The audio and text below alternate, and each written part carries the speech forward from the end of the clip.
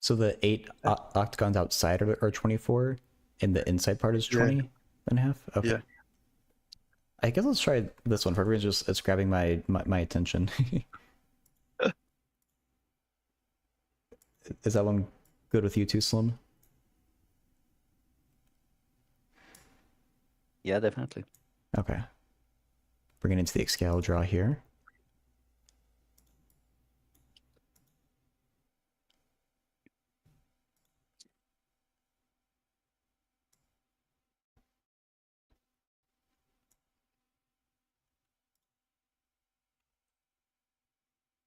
Why I is that don't know one so if you much know. smaller? There's a cartoon. It's called about King Arthur. I remember because of Excalibur, and it's from the 80s. And they say, "Excalibur, give me strength." It was funny every time I see it. It's that. I'm just thinking of He-Man right now, to be honest. That's what I was thinking. Yeah. Also, but on that one, they say they picked they have each they have their own weapons. So and the for King Arthur, his weapon is inside his armor, right, on his chest, and he calls for Excalibur. Give me strength, and it comes out from this armor and all that. That's I thought it was funny, you know. Yeah. So I guess we need for this one we need the area of these octagons Yeah. first. I definitely don't have that formula memorized, but since they are giving you the 4.1 is not too hard, right? Because the 4.1 is like the height of a triangle, and then the 3.4 is like the base, and then you have 8 of those triangles. Well, for the smaller ones, yeah. oh, true, yeah. So it should be just 4 times Oh, 3.8. yeah. Okay. A small. So yeah, 8. I guess times. That's already there. The base and the height. Okay. 3.4, 4.1. I assume we're allowed to use calculators for this.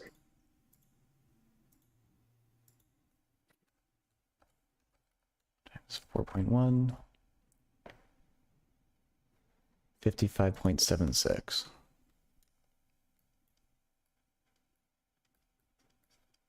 And then we have 8 total of those. I guess we can. This one isn't even that bad, I guess. 8 times 55.76 plus. Well, the heights are different. So that area. Oh. Yeah. At the end, you say that the heights of the Oh, yeah, I heights shouldn't of do the the total. central point. Yeah. Yeah. So basically, I guess that's total, but for just All those smalls, I guess, yeah. So that's not a good name.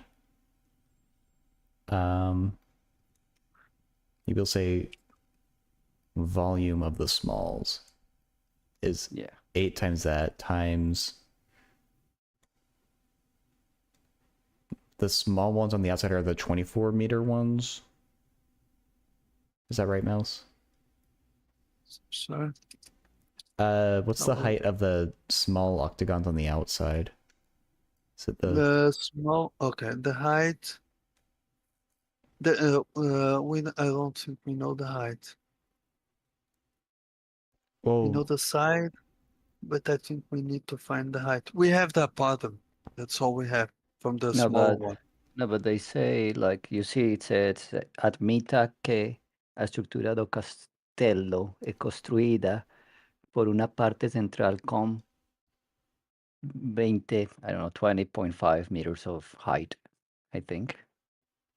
Yes. And 24, Let and the me other one says, get and the my other one email. says 24 meters of height. I mean, by the picture, I think the smaller one is taller. So I think the smaller one has to be the 24. Just looking at the picture, but getting the translation would be nice. Well, wait, give me a second. Okay, just a second. Try something here. It's weird because it doesn't look like 3.5 meters taller. But Yeah, that's a good point. I like it is right though. I don't know what else like what other way it could be. Hey, color cone. How old am I in Minecraft? 1,000 years old.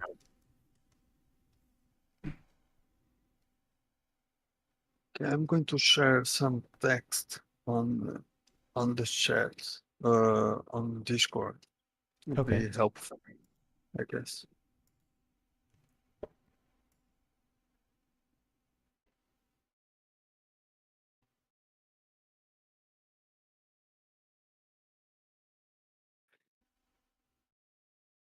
Yeah, that's the second paragraph. Yeah. But if you look at the previous paragraph, Okay, just a second. The previous one. yes, that one. Yeah. Okay. I just went Yeah, to I Google think that Translate. Sorry. Well, I can check. I was trying to check better, but I didn't want to stall while you people see it. Okay, so Alright. the center part is 20.5 high, Yeah. and the 8 ones on the outside are 24 meters high. Okay. I invite Yeah, you. I guess it doesn't look that tall because it's so big that the 3 meters look like, like in the picture they don't look that much, but because it's so tall. Yeah, I guess it's just the perspective. Yeah. 8 times 24. 55.76 is 24. 10705. Okay. From what I can see, the volume of the octagonal prism of the principal structure, the central one, has a base with a bottom 9, and each side is 7.5. And the other volume is the other base, which has a bottom 9 plus the other a bottom, which is 4.8. Yeah. Right. Yeah, And I think Don got it. sorry. I think Don got it. He's just doing the Okay. calculations. And the Oh. other side is 11.5. Both of the volumes have the same height, which is 20.5. And then you can you have the other volume, which is the tower, which is each of the 8 towers. They have 24 meters high. Yeah. I, Why did you divide by 2 over there, Don? I forgot, but with the way that we're doing these. Oh wait, never mind. I was imagining the already wrong have- triangle. I was doing like half Yeah. of one of the triangles, but we can actually. Yeah, never mind. No, it's correct. It's correct. Okay. So 4 times 13.8 times 11.5. 634.8. And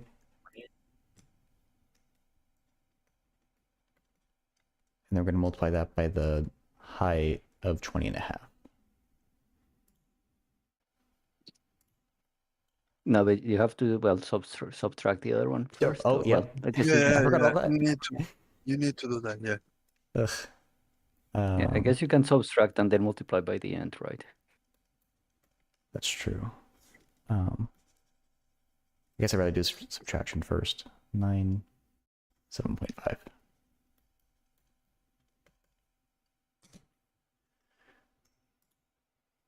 Minus 4 times 9 times 7.5. 12743.4. 12743.4.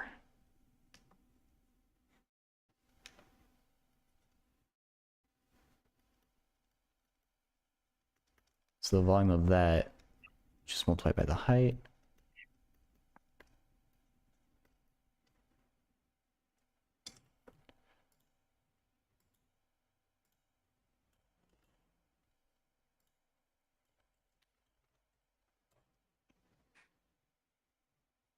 261,239.7. 261,239.7, and then add them up. Mhm. 7.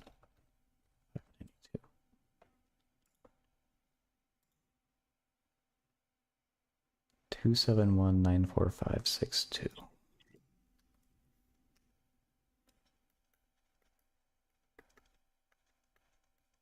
I forgot the number. 94562. Okay.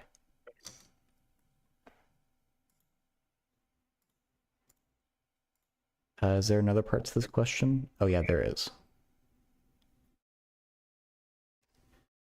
You want the solution? Yeah, I guess is that the right answer for the first part? No, Oh, Oh, no? no. no. It's 18,084 cube meter. Are we up by more than a factor of 10? Yeah, that's 18,000? pretty bad. You do need to subtract. Let me see the math again. Oh, yeah.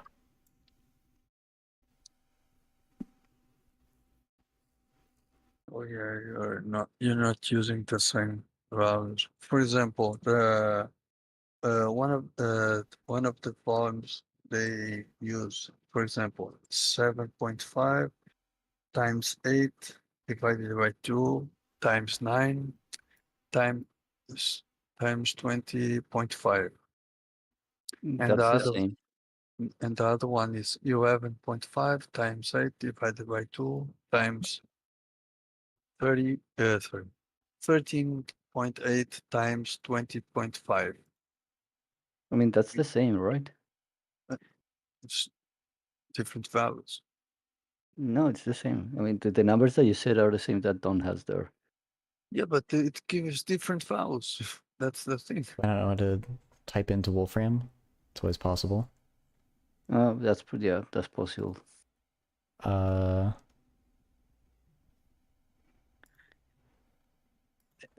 Okay, that one does. Okay, that's a similar value for 5. Okay, that's similar. Okay, similar values, right? But okay, then you subtracted.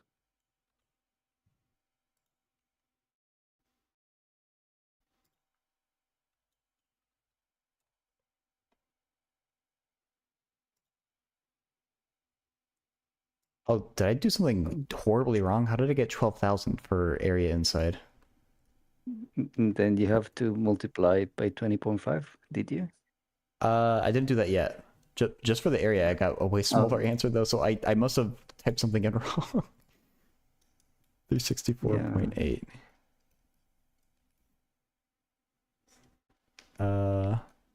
Maybe maybe I multiplied 20.5 too many times or something.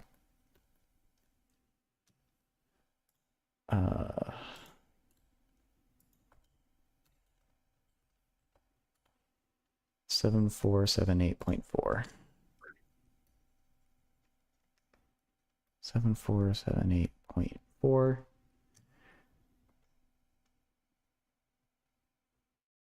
That should get us about 18,000. Plus 10,705.92. 10,705.92. Okay, 18,804.32. According to the solution sheet that Poisoned Mouse did, like the first value is also off. Ugh. I mean, it's 5,535 instead of 76. I don't know why. Wait, what wasn't the final answer? 18,000 something? Yeah, the final Yeah, answer that's it. is. That's it. 18184. That's the one. You have Joel total. Oh yeah. Okay. Yeah. The difference is just 0.32 at the moment. Oh. It's your value is larger. Oh, the 3-2 is off? Yeah. Okay. I mean, I'll plug the volume part back in just to be safe.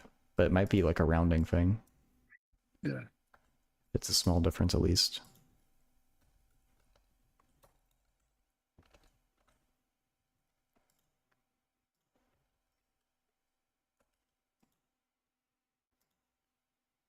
$92. 4 times 3.4. 4.1. No, I think I typed those in right. So maybe it's just a rounding thing? Or is the decimal part like really far off? Is it like 0.8 or something? No, I mean, the answer, at least on the thing that Mouse sent, looks the same to me. Like even with the 3.32. Oh, Well, the answer is the same, but you're getting a decimal for the first answer, right? It says that the volume of the smaller parts is 5535 instead of 55 70 something. But the total answer is the same, so Yeah. huh. that's Okay. weird.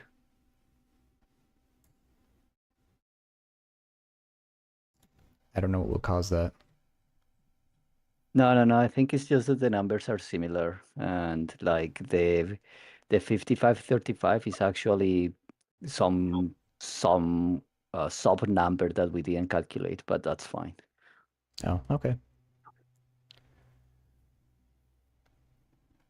Then what's the second part of this? Okay. It's asking in one of the 8 octagonal prisms with 24 meters of height, you fixate an orthogonal axis in a monometric, you know what I mean, it's like let's say, it's an orthonormal axis, right? All they have the same distance between the units, right? 1, 2, 3, 4. It's all the sequence, right? It's all the same, like -1, -2, -3. It's not like 1, 1.5, you know, it's Okay. always the same unit. So the origin of the axis is the center of the prism, and the z-axis intersects the bases of the prism in its centers, like you see in the figure 5. Which of the equations defines the plane that contains the bottom base of the prism on the figure 5? Oh, so isn't this just if the height is 24, isn't it just negative 12? Yeah, Yeah. okay, so you're right. Okay, I was hoping that'd be something a little more exciting. Uh, Oh well. well, at least it's in the middle. If it wasn't in the middle, uh, right, you could have to do some more math. But then, they have to have at least a simple question, right? Okay. That one's a lot more tame than some of the ones that we were looking at the last time. That's fine though. Well, if you go and check the other one, Yeah, maybe it would be it's a good idea. more tasteful, I guess. Hey Jasu. Yeah, Poison knows knows a bunch of really good like Portuguese math exams, so we're just solving them for fun. I want to see how Don solves the first one. The first one? Yeah. Oh, this one just looked a little like. Honestly, I was just taught a formula for this. We can do it though. What's the limit? What is that? What's Yeah. the limit? Yeah, Well, that's just that exponential limit, sequence. right? Yeah. Oh, I want to Yeah, there's see probably a Don. certain way that you have to do this in Portugal. Yeah, Is that what you're that's asking? what I mean. That's what I mean. Yeah. but that's just that's just an exponential limit, right? Like as n goes to infinity. Yeah. Yeah. We when it's a sequence, I don't know where you are from. It happens like this. When it's a sequence, you don't have to say limit to the infinity, right? Because it's always integer, right? Yeah. So I guess you need to factor out a 3 inside over the n and below the n, and then you No, should outside. Outside. It's no, outside. I think If you I mean factor it inside, it's not exponential I'm not. anymore. Maybe I didn't explain myself very well, Maybe but not. what I mean is put a 3, like instead of writing 1 over n, write 3 over 3n, Uh, Oh. then right? okay. Oh, change of No. variables. Yeah. Okay. The easier way would be like I this. mean, Don. Do it my way, then you can try your way. Okay. The simple way with it's like this. We need to write again. Limit. Okay, equal. Right. Then limit n tends to the infinity plus infinity. Right. Then we do 1 plus 1 over n. Right. In parentheses. Okay. Okay, with parentheses inside to the n, then to the 3. Oh, okay. Right. Okay. Right. It's the same thing, right? Then you have then since it's how do I say this? It's there's a finite limit, right? You can insert in quotes, right? yeah. So it's The limit continuous. and to So that's continuous. So you can insert, let's say, the limit inside the parentheses, right? Like that. And then you just use a definition for that part. Yeah, yeah. Then it's e to the 3 now. Okay.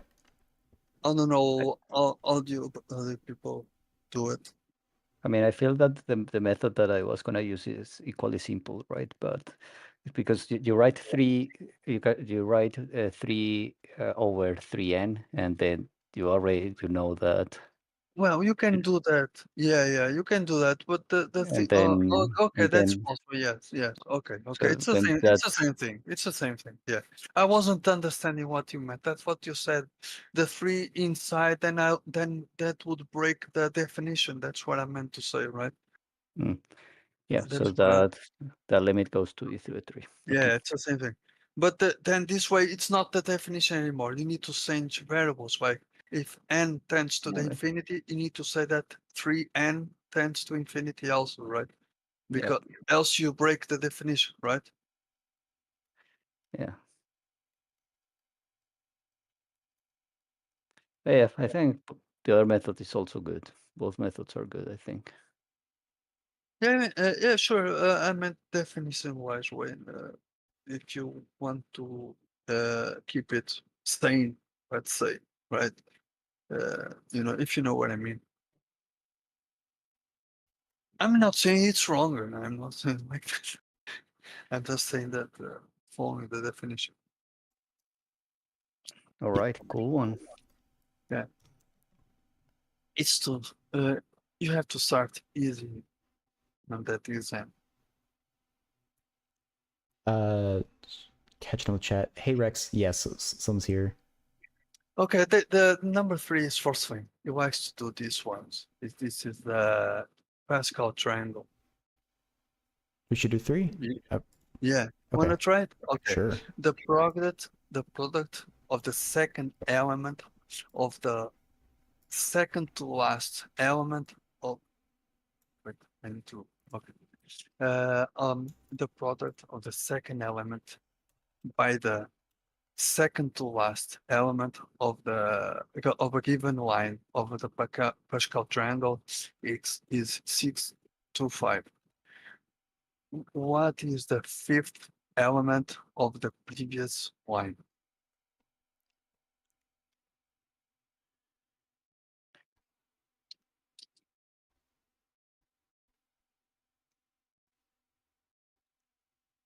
Yeah, it's Portuguese. Sorry, whenever I read a math question, I need to like read it a few times. So, like, You know what helps? What helps me a lot to read in a language that I actually speak. Honestly, I kind of like trying to figure stuff out, but That was the best translation I said today. Sorry, no, it's like if I just hear it once, I don't always like understand it. I'm sorry, it's something that No that you're problem. doing wrong. But it was the best translation I gave today. All right, so you need to calculate 624 choose 5.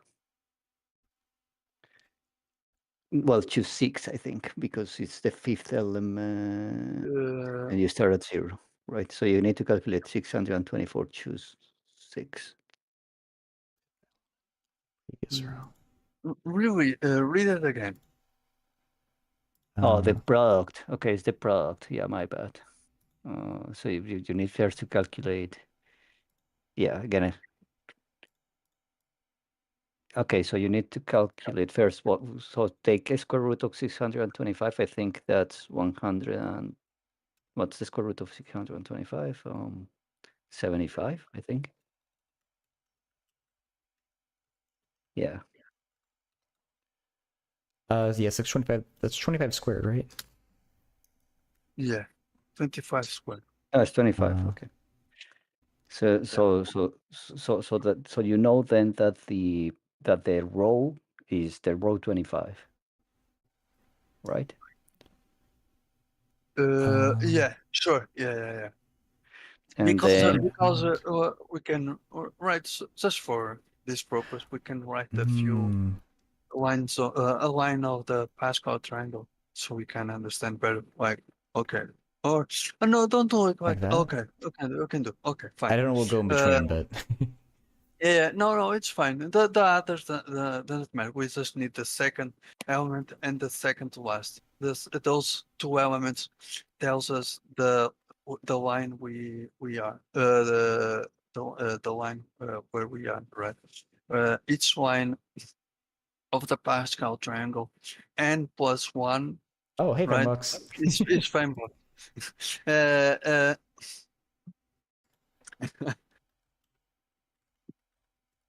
So each 20 okay, each line if we call a line n, right? Or a number, an element of a line, we call it n. We know that n plus 1 tells us the number of elements of each line, right? So we need n, which is 24, right? yeah, so you need 24 choose 6, right? No, it's the fifth element. Yeah, the fifth element. Yes. Sorry, 24 choose 4. Yes. That's the one I could easily find, I guess. It's But probably not Don, easily done by hand. Or it's what? clear to you why? Well, 24 choose 4 is not too bad, right? It's 24 times 23 times 22 times 21 divided by 24. So just 23 times 22 times 21. Oh. Oh okay. yeah, that's a good one. Yeah. So 22 cubed minus 22, is it? Because you can think of it as 23 times 23 plus 1 times 23 minus 1. Yeah. Did I say that wrong? 22 times 22 plus 1 times 22 minus 1. The easier ones is when we use arrangement, right? Because it's always the top minus the bottom, right? Mm. We need a Yeah, calculator. Richard Loves Music says that penultimate is also a word in English. Yeah, I guess it is, right? People tend to say It's second correct, to last. Don. That's it. Yeah, I we've said like 3 different ways to like simplify this, and I was trying to figure out which one to actually use.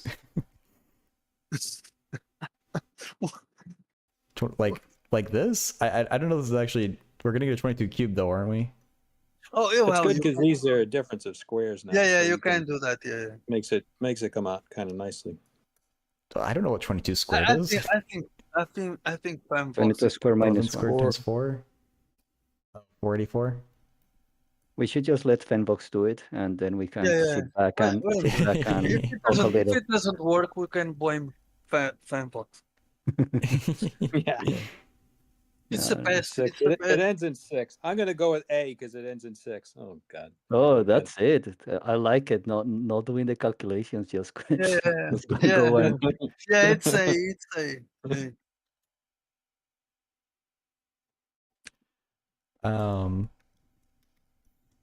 It has to can end you in divide 6. 6 factorial to We 4 should be. factorial? Yes.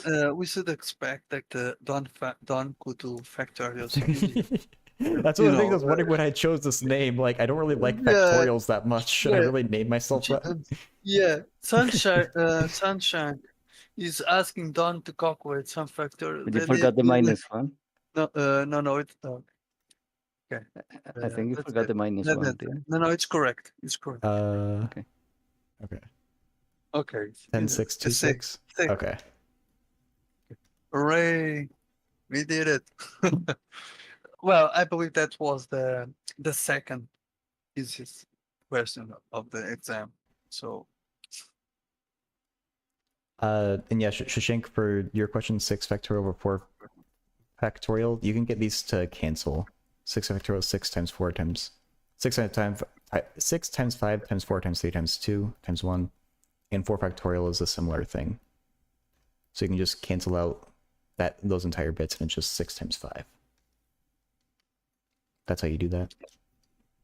wow. Fembot. I know it wasn't Fembot this time, or was it? I don't know. I'll send Fenbox a You copy of the want- PDFs yeah, also. Okay, the four is a probability question. Okay, we can try it. Okay, let's try it then.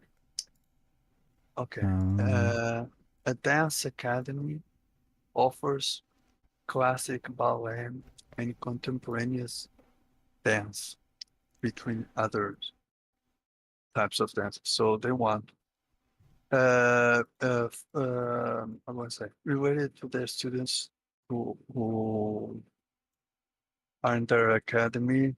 We know that 60% are join or sign up for classic ballet. We are okay. Before that, we better define the events. Like one is classic ballet, and the other is contemporaneous dance. So we will need to differentiate the two things. So, or maybe I can read the question first, and then you see that we need to do it. We won't need that, but it's okay to know, I guess. It will complicate a bit the things with the drawing, but it's fine. Okay, 60% they are doing classic ballet. 25% are signed up for the contemporaneous dance and not classic ballet, and half of the contemporaneous dance they also join classic ballet. So you selected one of student which is not which hasn't signed up for contemporaneous dance. They want the probability of that student is signed up for classic ballet.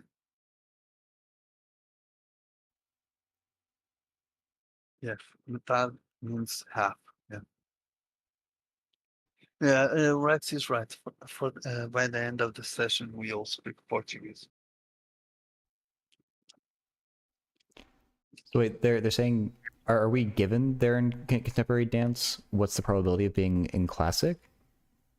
No, the probability of not being in contemporaneous, but him or her being in classic ballet. So it's what's it called? A conditional probability. Okay, what's Right. what's like the first part of the condition? Okay, the first part. It's not. It has a sign up for contemporaneous dance. Okay, you translate. Yeah, So they're not It's enrolled fine. in Enroll, contemporary. enroll. I couldn't remember the damn word. Wait, if they're not in contemporary, don't they have to be in classical, or do we also have people who aren't enrolled in either? You I was can- assuming there were some that weren't in either one. No, they can be in one and not be in the other. That's for sure. So they want not being in the not being enrolled in contemporaneous dance, but is enrolled in classic ballet. Let's give names to the event. So can I give names? No, don't do it like that. Let's try the okay. It might work.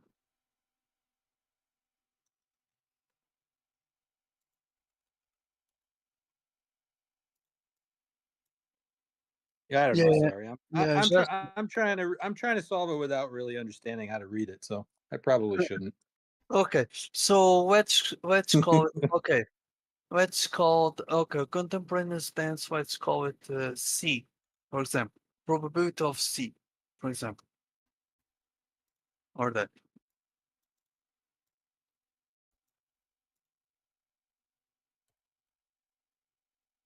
There I go again. There we go again.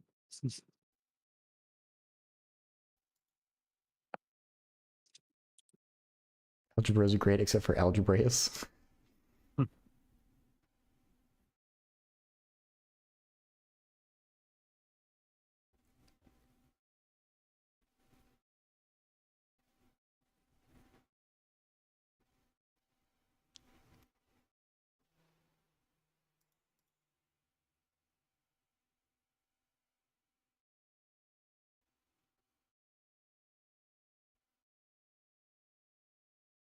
If you want.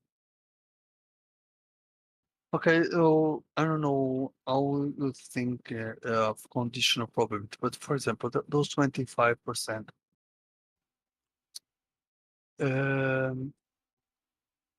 Otherwise, Yeah, I think my picture was good. I well, think that so too. works. Well, you can do that. Yeah. For example, 25% is it's that what's it called? What's the difference from conjunction? Conjunction with this? Not conjunct. I can't remember the name.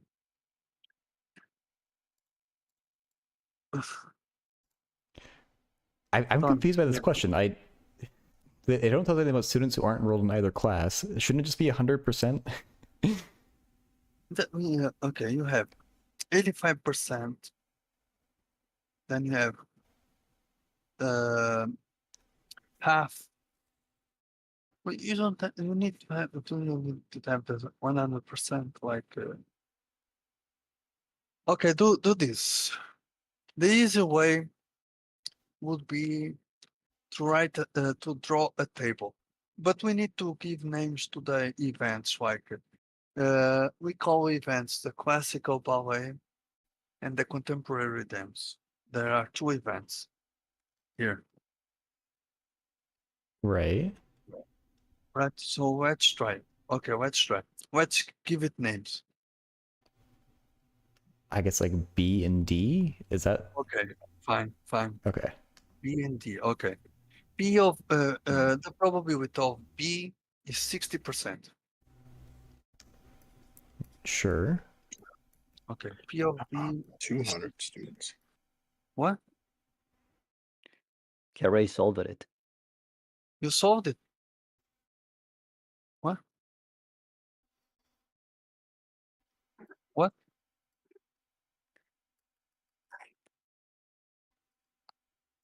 I'm confused. Oh, okay, it's drawing. Okay.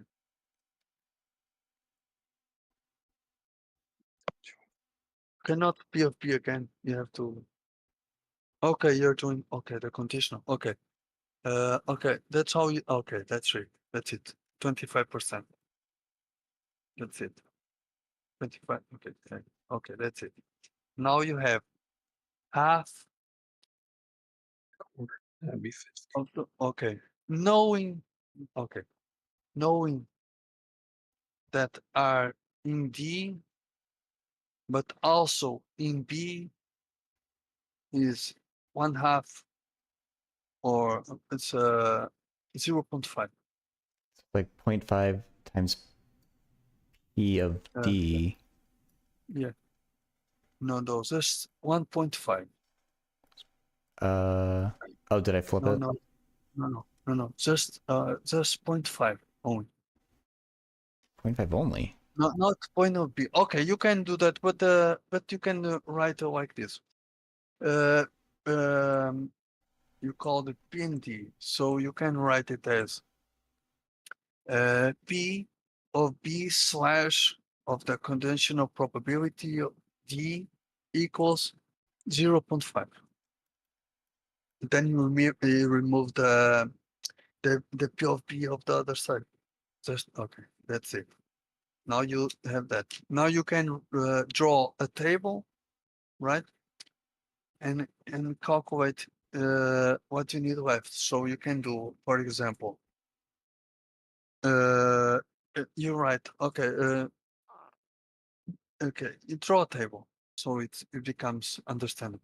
Move to the right, next to I the, don't know what kind of table you want. okay, just a table, draw a table first. Okay, just okay, how do I say? Okay, okay, like that. Okay, fine. Another line. Do you mind if I draw? Yeah, please do. I think it'll be a lot Okay. clearer. Okay. Let me draw it. Just a second. Let me plug in my table.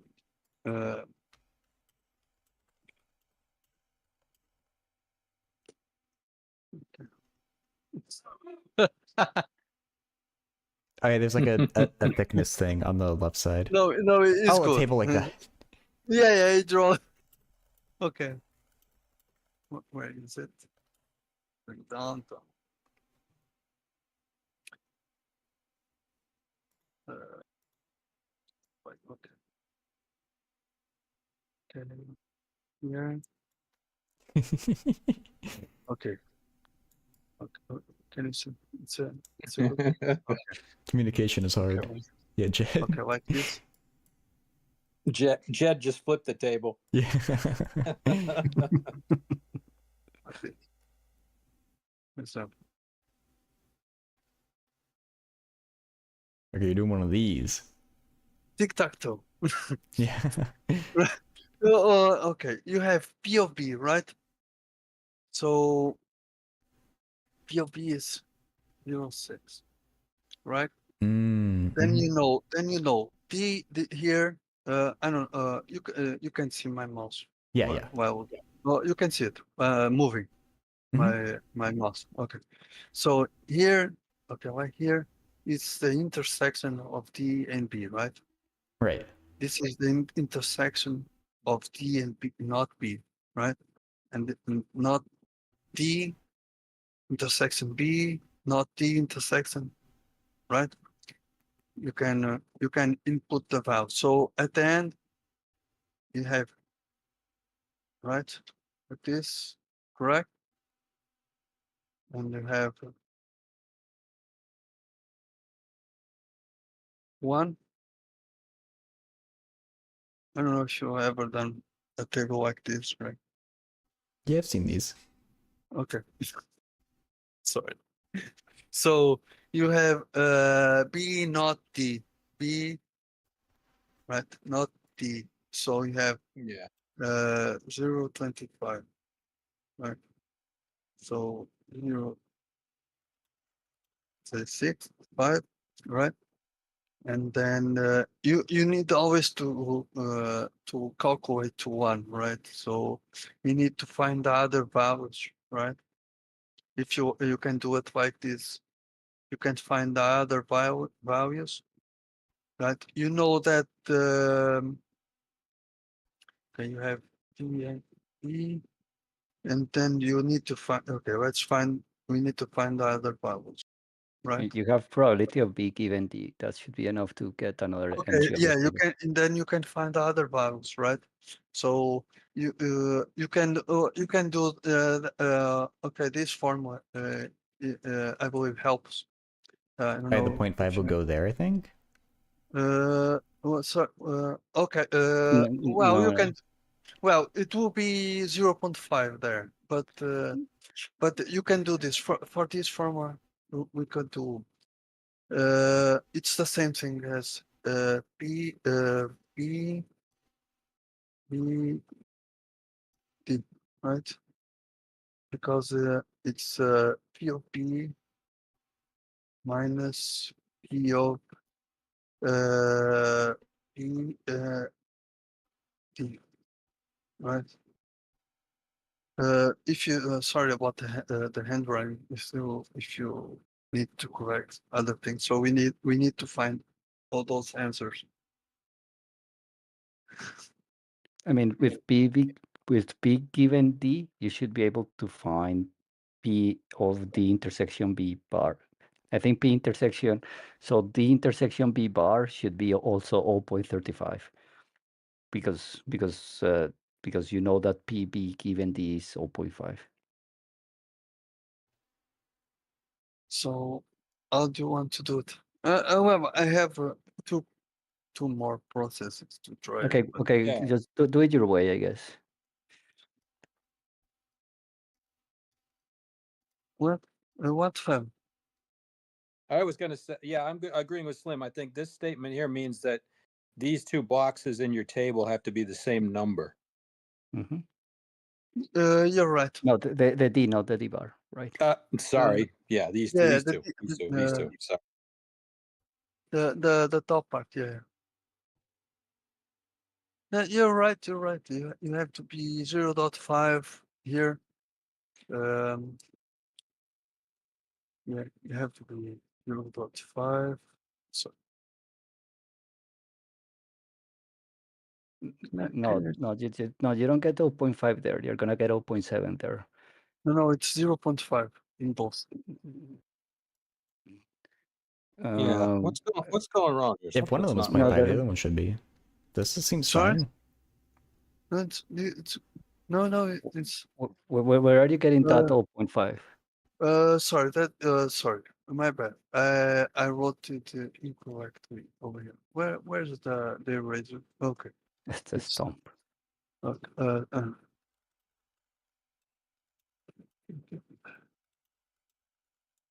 2.5. Oh, that's why those are backwards. Okay, I got confused there. Okay, Yeah. me too. I was a bit confused there. Oh, okay. Yeah.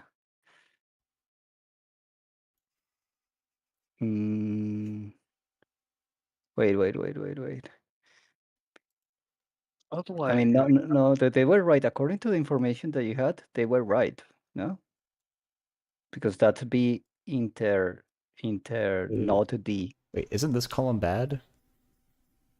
They need to add a... Oh yeah, they do. I'm sorry. I don't know math. It's fine. But wait, like the information is telling you that PB inter not D is 0.25. So, sorry. It's okay. I know the problem. I did it the other way. Sorry. It's we need to. Okay, we need. Well, we need to. Okay. Yeah, Well, yeah, okay. exactly. Well, okay. Swim is correct. And Richard Loves Math also Okay. points. Oh, this is supposed to be a that 4. it's not. I think that's what Okay. Mouse meant, No, right? It just the wasn't. problem is okay. The Oh, yeah, problem that's a is 4. the Okay. problem is this part. Sorry. It's the other way around. It's the D. Okay. Rolled in. Oh, that's stance. where the mistake was. Oh. So Okay. Yeah, that's my the bad. problem. The inter B bar. Okay. Okay.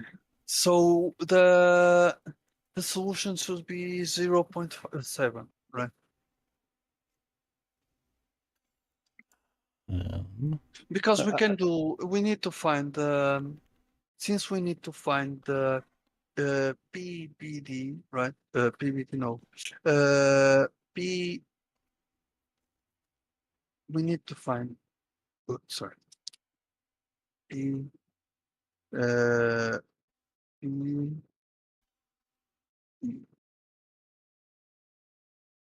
Right. So we can do P. B. D divided. So we just need to do the math, right? So 0, 20, 25, right? Over.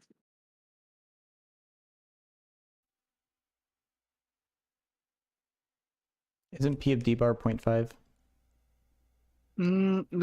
Sorry. Oh my God. Yeah. Sorry. No worries. You're correct. You're correct. I was doing. Okay. Never mind. I was using this value. I don't know why. You need a correct. bar here. Yeah. No, I don't. No, I don't. No, I don't. Here it's the intersect. This part goes to the bottom. I could even do this like instead of this, I could have done even this. It's the same thing. For example, here it's not like that. At the bottom here. Here goes. I don't think I need. You conjugate one of them? I don't feel like you do that. You can. You don't need to conjugate here. But you did conjugate.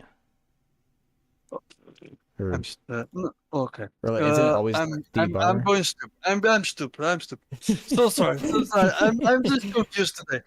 So sorry. What's his name? Oh, Fanfox was right. I need to conjugate. Yeah, D bar. Oh my God.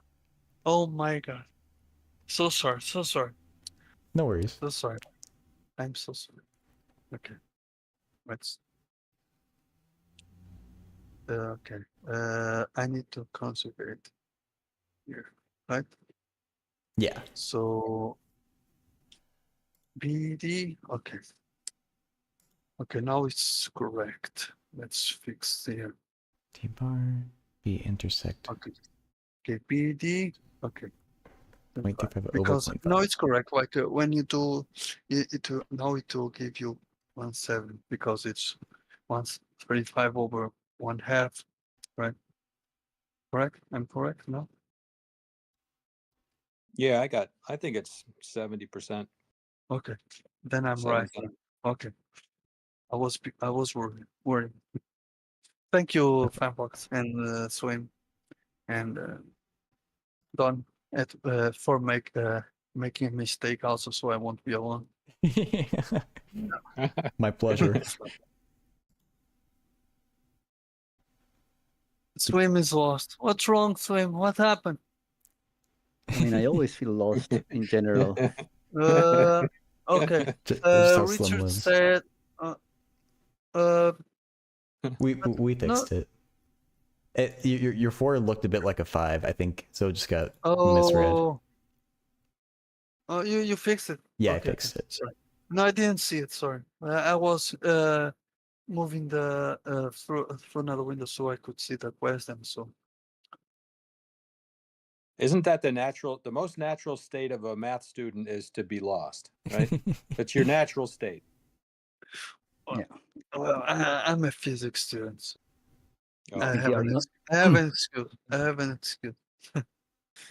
If you are not lost, you are not going fast enough. Yeah, There you go. that's Eisenberg.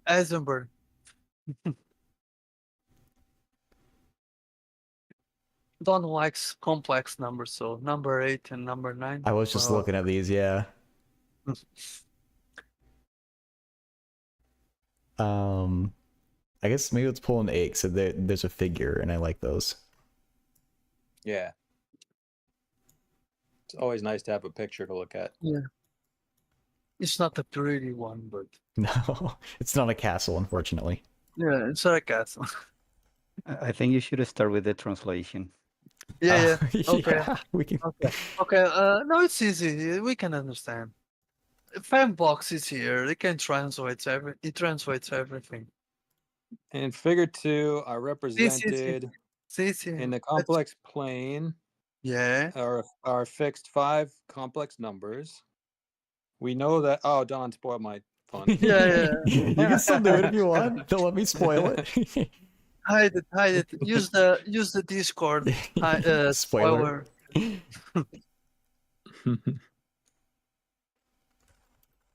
Fam, you can go. You can do it. You hard locked.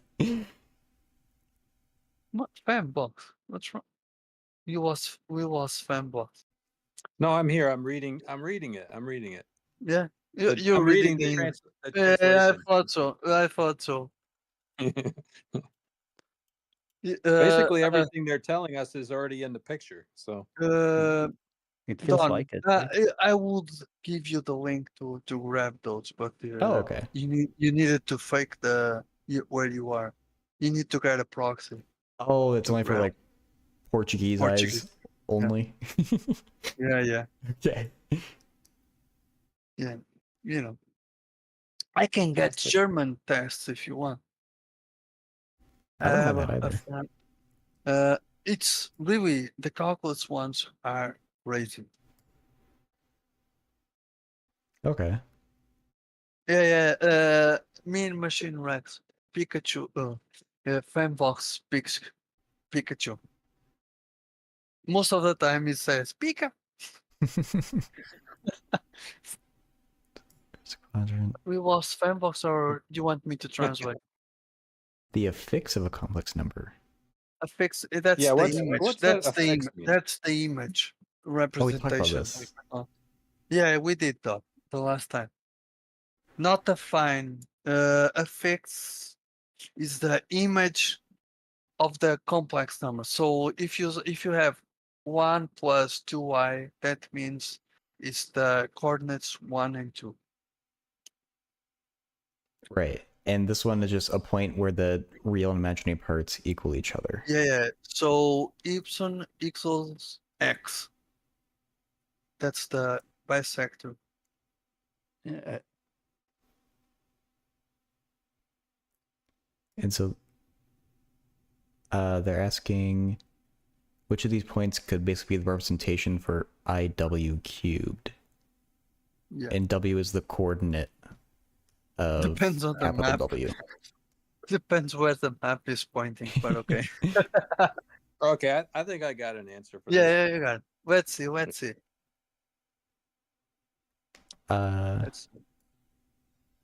Oh yeah, I guess we know W is RE to the I pi over 4. We got a cubit. Yeah. Fanbox is good. It's good. 3 pi over 4, and then we multiply it by I. I guess that's a 90-degree rotation. mhm. Yeah, So, that's I mean, on the second. So quadrant. I is 7 pi over 4. Yeah. So we're talking about point C?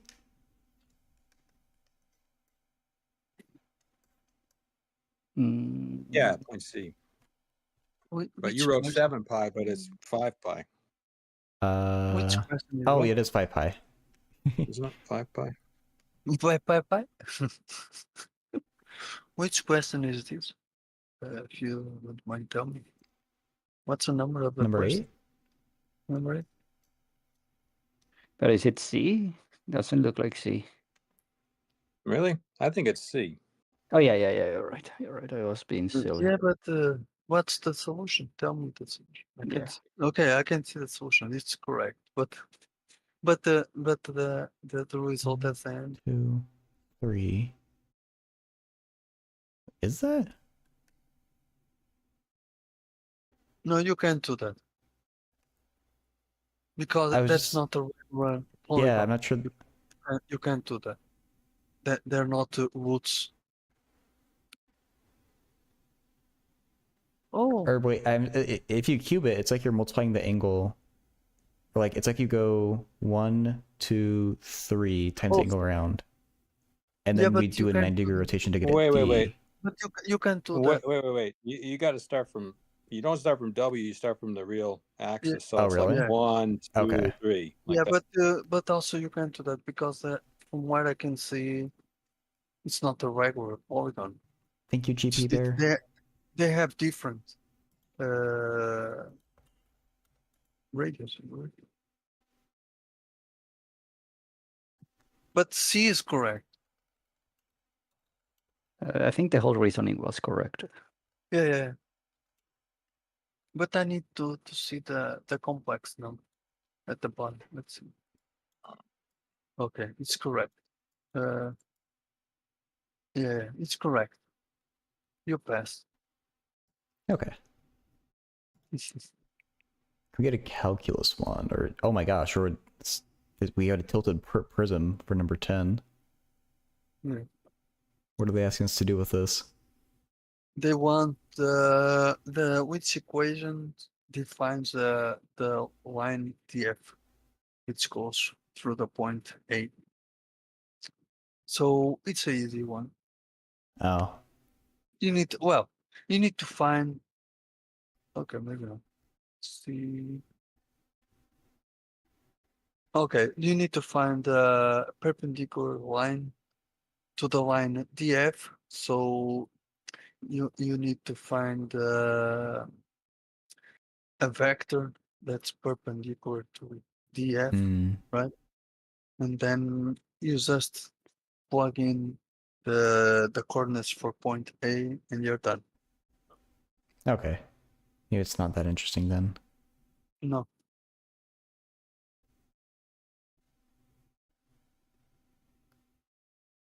Okay, that one you need a calculator or Desmos if you want. Eh, It's boring. Well, okay. okay. I forgot that. There it talks about locust. No locust. What's it called? Do you guys remember the movie? The last Jurassic World, not the one on theaters. The other one. They have some weird animals that are destroying the crops. I don't know how to say this word. A locust? Like the insect? Locust. Yeah, that's it. They said according to the model, as this one instant at which the past 4 weeks the number of locusts is reduced to half and things like that. That's what it says there. I like that premise for a question. If it's like a calculated one, then it might not be the most interesting one though. No. Okay, that's the. You have one of with derivatives. You need to find the area of the trapezium. Zach, thank you for the raid. I hope your stream went well. He said he would be coming to join us in the party. For anyone who's just joining us, these are questions that Poison Mouse found, and they just seem like interesting questions, so we're group solving them for fun.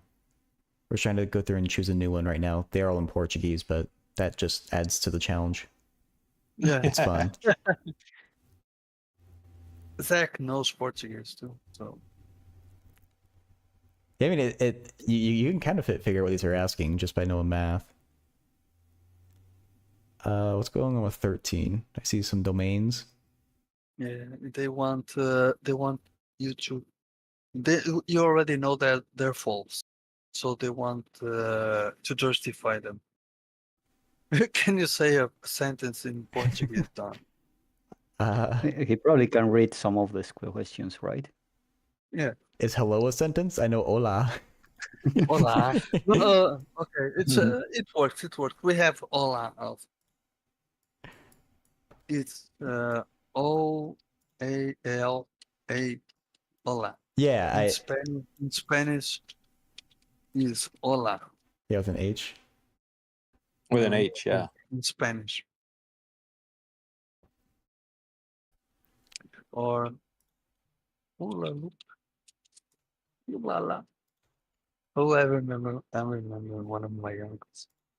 Yeah, just for fun. I don't know if you ever have family members that say happens like this, like the first time they go to another country, like they spend a month there and they come back and they can't speak a word of their native language. It happens with Portuguese. They go to France and when they come back, they can't speak Portuguese anymore. And they all say "oh la la." This all day they say "oh la la." It's funny. Okay. So we have, Richard knows Portuguese. Richard This is understands. not right. Understands. yeah, all- this is Google Translate being Google Translate. We Yeah. should look at the question I for the know. Yeah. symbols. Yeah. Yeah. Consider a function with domain R differentiable on R without 1. The easiest one to prove is Oops. number 1, Um, right? That it's continuous at x equals 1. I haven't read the definition yet. A function is increasing from minus infinity to 1 and from 1 to infinity. The line with the equation x equals 1 is an asymptote to the graph of the function f. How is it possibly continuous as an asymptote? No, it's already saying that 1 and 2 are false. Oh, okay. They want you to provide reasons or Oh, I see. or Okay. justification for them. So, as you said, there's an asymptote, so can't be continuous at 1. Okay, that one's straightforward. Yeah.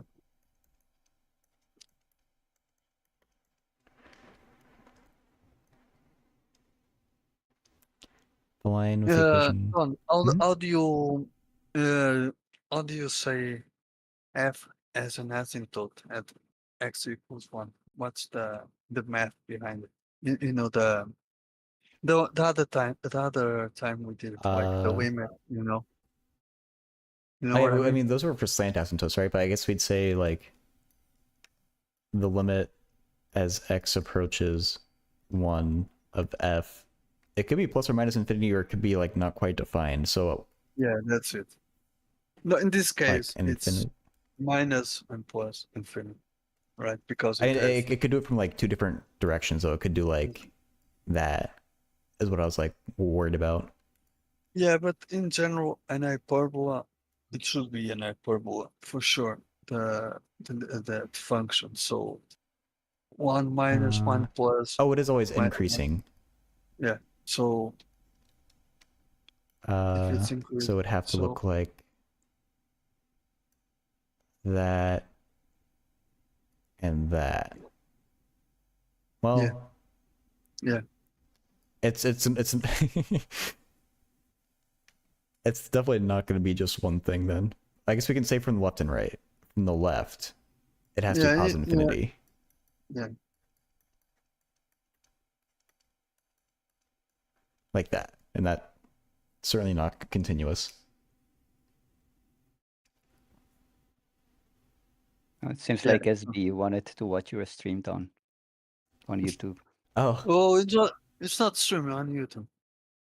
No, here he is. yeah, it's He on just YouTube woke also. up from a nightmare or something. So at least it's good. It's running away of Portuguese. So Well, I hope you sleep well, SB. it's not a nightmare anymore. We try. Okay, let's go for the second one. The line with equation y Yeah, equals minus x plus Don 2. also streams on Oh, Twitch. Yeah. Oh, Tangent. Fanbox is bad. tangent means same slope. I see. So Well, at a no, point, that- they would that need the same means- slope, wouldn't they? well, sure, but okay, at the same time, it means that Um, the they have it's the derivative. Yeah, so the slope of this is -1, but that's not positive, so that's not going to work. Well, we know it's false. Yeah, well, that's what I'm saying. Maybe we can argue that way. Yeah, you're right. But do you have a what's the reason? Well, the derivative We is got negative. we got an increasing function, so our Yeah, function has to have a positive slope everywhere. yeah, Everywhere it's defined. correct. Go Fanboy.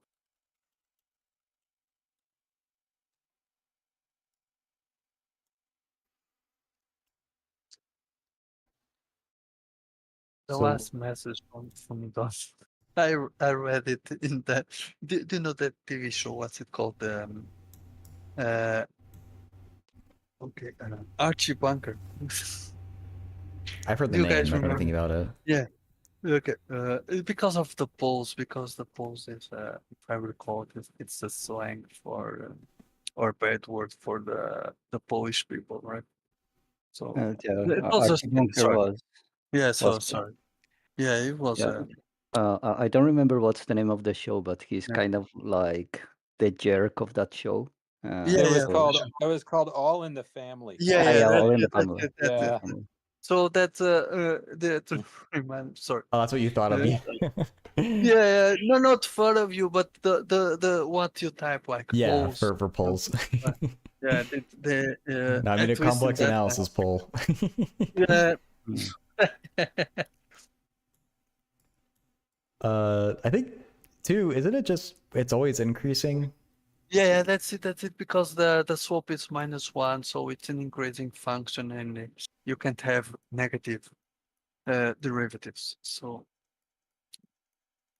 it's like it can't even be zero. But it's strictly increasing, Okay. or maybe not. That one wasn't so Yeah, bad. yeah. I think it could be 0, right? I Like, believe so. Yeah. It can be 0. Sorry, it can be 0. Yeah. Oh. Yeah. 0 can. Yeah, because it's included. Yeah. Ooh, look at this one with the crescent moons. yeah, it Oh, looks fun. oh, that's geometric progression. Oh, nice. What Let's do you have pull to it find? in. The shaded area, right? The gray area and the limit? No. Well, you need to find the perimeter of the 20 Ah. composition. Zach will do it. He's already excited, throwing the snake at us. Let me throw him a snake too.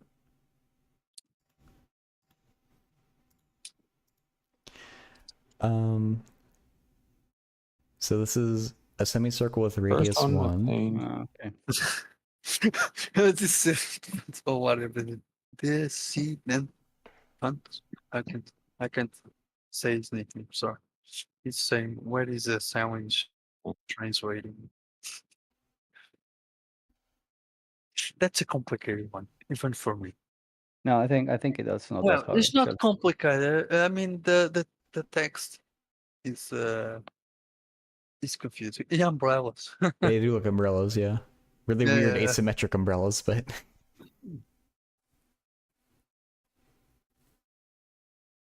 determine the perimeter of the 20th succession is what we want. Yeah. Okay. Well, that's easy to work out. Yeah.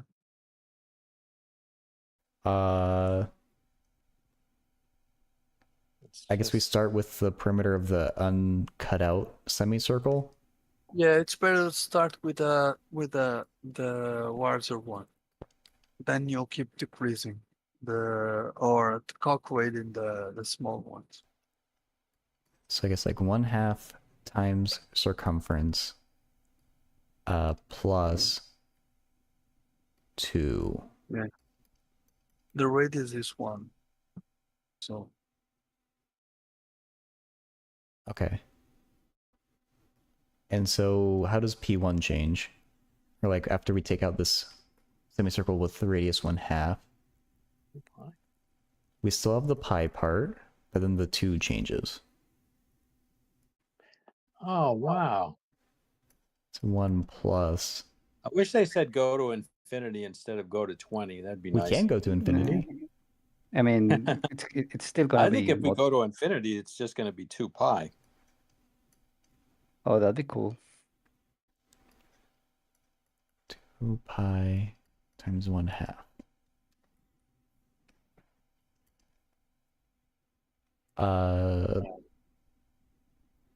That's pi over 2. Yeah, I think, I think it will. It will be 2 pi when we go to infinity. Mm-hmm. Yeah, I think it's best if you don't add them, because again you're gonna get the pi again anyways, right? Oh, So like leave it as pi plus pi over 2? and instead of 3 pi over 2, just pi plus, yeah. Okay. Hey, Central. Yeah. Yeah, the pi factors out of everything. And then it's like an infinite geometric series. Mm-hmm. Well, if you go to infinity, right? Well, if you go to Well, I infinity. guess Yeah. I guess even if you don't. Fanbox, for the 20th composition is 2 pi.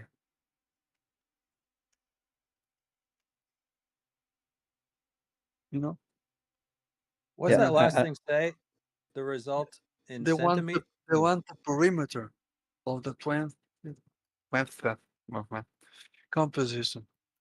20th composition. Present your result rounded to Oh, centimeters? Is that what it says? not centimeters. What do you call 0, Second 1, decimal 0, 0? place? What do you call That's- okay, second. No. Yeah, What do you second call decimal place. okay, second that's decimal. pi I over don't know. 4,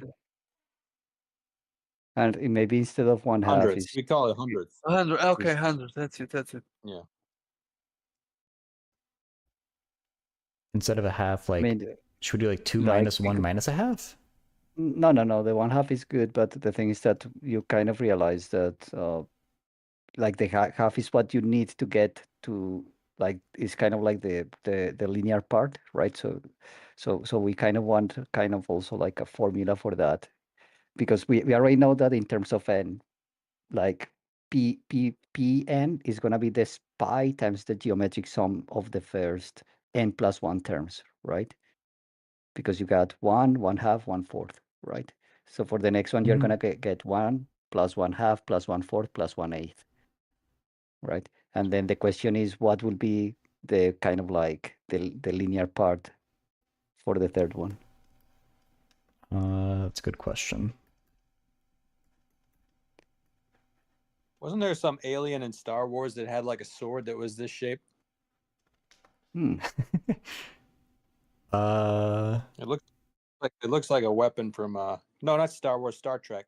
Star Trek. Star Trek, yeah. It wasn't the ugly guy, the not the first So the sum goes to n, and you want Oh, n yeah, to be that. Yeah. not to Fanbox, infinity, and the maybe ugly you one. want a What's it different called? variable for the dummy variable. Okay, I guess. Why not? Um, And then what I want to do is uh, 2 minus a geometric series. I don't know if that's the most efficient way. yeah, that's it. Oh, okay. I think so, right? No. Is it? Or maybe it's a multiple of 1/2, or no, wait, or 1 over 2n. Mm. Okay, how is this reducing each time? A half, a fourth, an eighth. That's geometric. 1/2 to the k. Because it's 2 minus 1 minus a half minus a fourth minus an eighth. I think that's okay. Yeah, it seems so. And we could simplify this. Probably. I mean, you can, like, the two sums are the same, right? So you could actually Or- factorize the sum by minus 1. It's by minus 1 times the sum. Oh, right? okay, that makes more sense, yeah. And the 2 was just floating.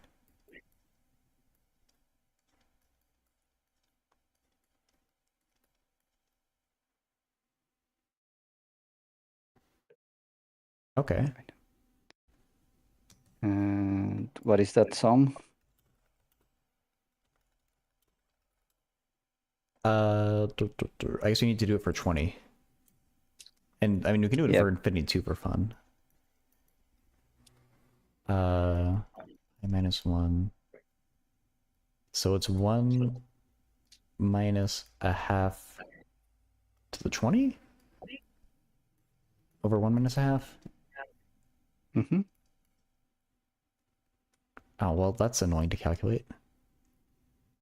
But I think for half is easy because like you see like the denominator becomes 1 and you end up multiplying by 2 on the numerator. Oh, yeah. So for I think for 2 tends to be not that hard. We still have a 2 to the 19, but that's a little easier. And you can again add there, so you end up with 2 to the 19 minus 1 over 2 to the 19. Oh, like, okay.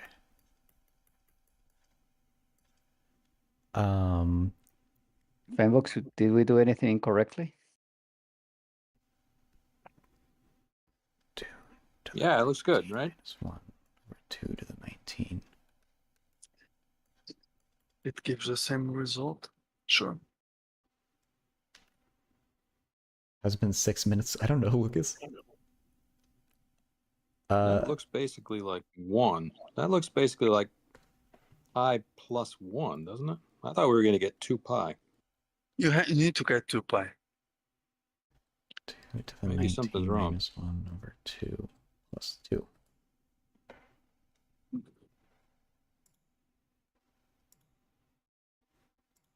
I messed that up. It should be 2 That's to the 21 minus 1 times Oh. pi over 2 to the 20 plus 1 Uh, over 2 to the 19. Isn't it 2 Or- to the 20? Or pi times 1 minus 1/2 to the 20 over 1 minus 1/2 plus 1/2 to the 19. This is 6.28, the thing that I just have at the end here. Oh, now it looks right. Did you change it? I thought it was wrong, but now it looks right. I changed 2 to the 20 in the numerator. Oh yeah, I messed that the up. 20. Yeah.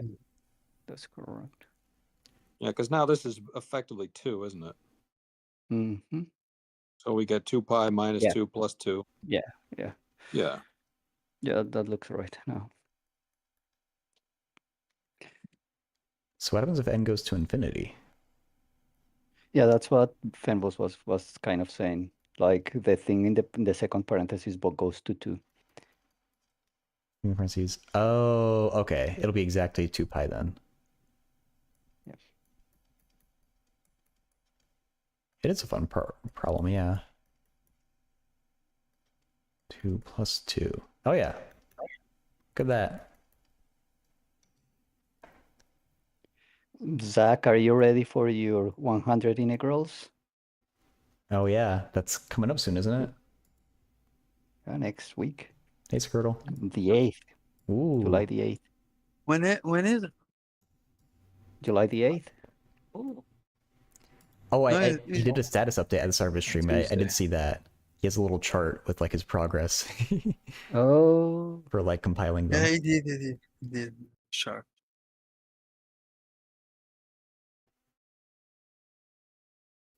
What does 15 say? 15. B, A, B, and C, real numbers. the scene says that there is nothing insightful, but now if you want to make that weapon from Star Trek, you know exactly what will be the perimeter. Yeah.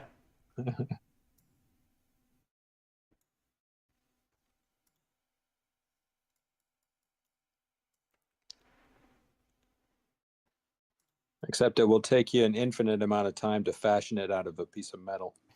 That's true. Fanvox, I sent you the character that has the weird weapon in Star Trek. Oh, you did? Oh, Yeah. thanks. Star Wars greater than Star Trek. I think that Desin wants to start some fights here. Yeah. Yeah. The best of Star Wars is Baby Yoda.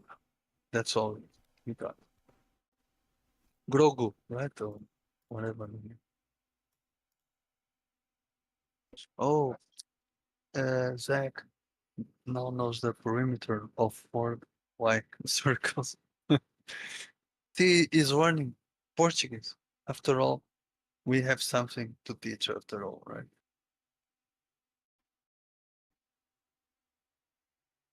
What's an abscissa again? That's the X X coordinate. X coordinate. Okay.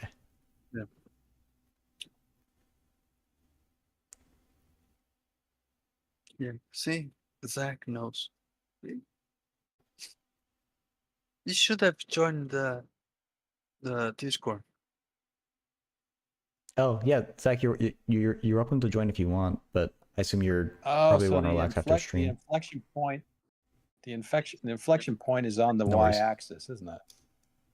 The inflection point is the X coordinate. If you want the Y coordinate of the inflection point, you need to do the F of X of that coordinate.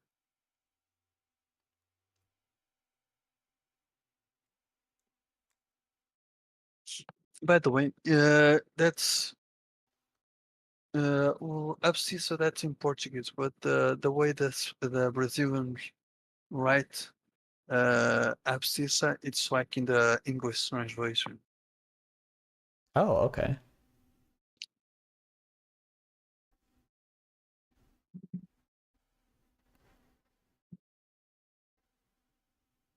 Yeah.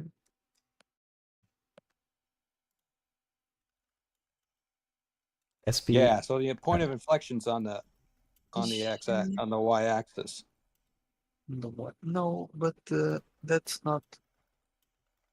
Yeah. Yeah, and when you have a cubic, Yeah, but the graph of a cubic, if you draw a line through the point of inflection, well, the whole graph is symmetric about the point of inflection, isn't it? So if you have a cubic, if this is my inflection point, the whole thing has rotational symmetry of 180 degrees about that inflection point.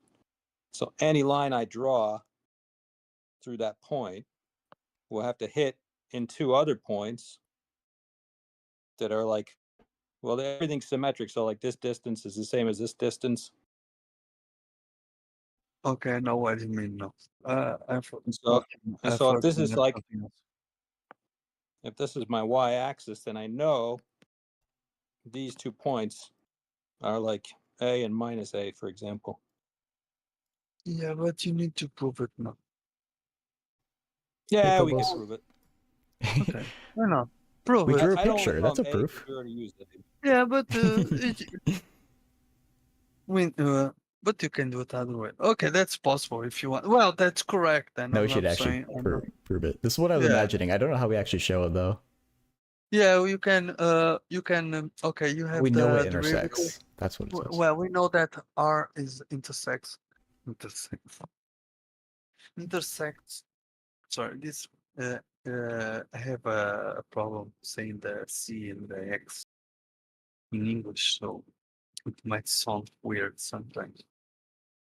So the thing is, you need to prove that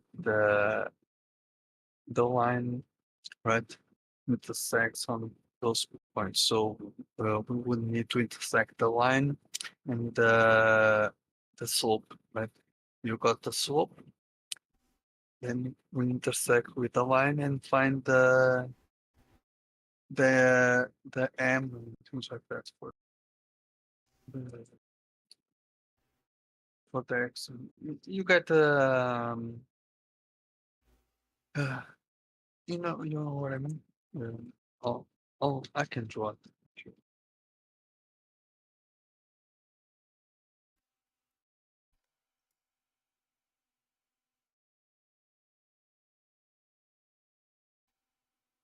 We can go. I mean, we could set those two. Yeah, that's it. Set the line equal to the cubic and Yeah. find the points of intersection. We could Yeah, do that. that's it. Yeah, that's it. That's what I meant to say. Oh yeah, just like find the line that connects the middle point in one of the points, and then show where it goes in the other. We found the x points, the x coordinates. Oh, it's nice because the C's cancel right away. Yeah. Oh.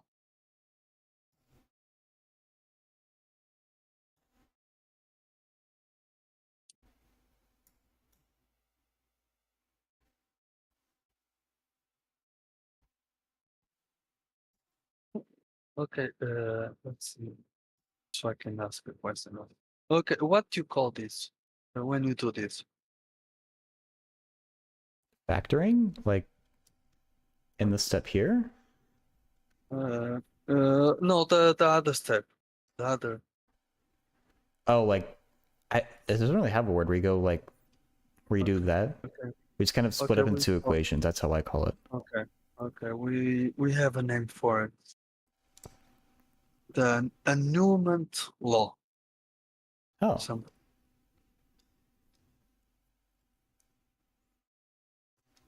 I didn't know I had a name like that.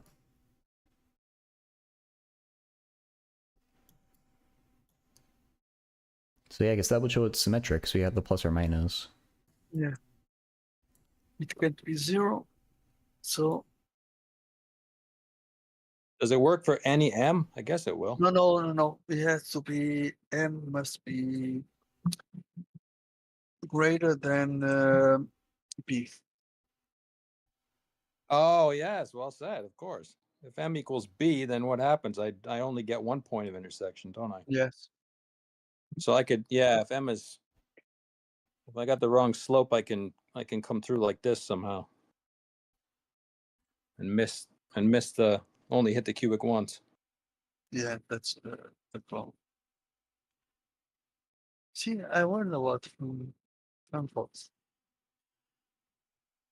$10 knows a lot of stuff. With all of you, but he's the one writing. So I learned a lot.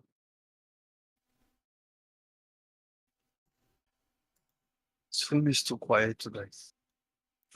We need harder problems for swim. No, they are actually too hard. That's why I'm quiet. You know what we're doing. You're funny. Okay, a simple one for. Okay, that one is simple for swim. Let's do. 12? 12, number 12. Okay.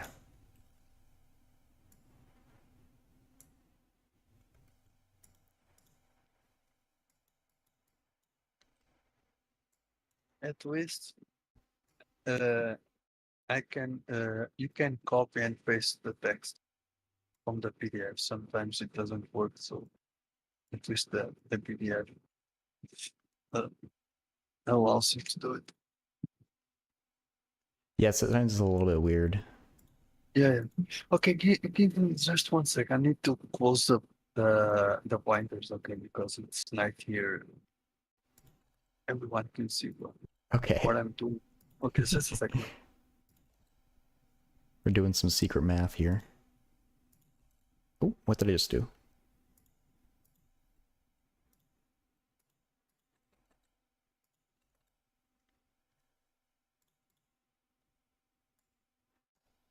Okay.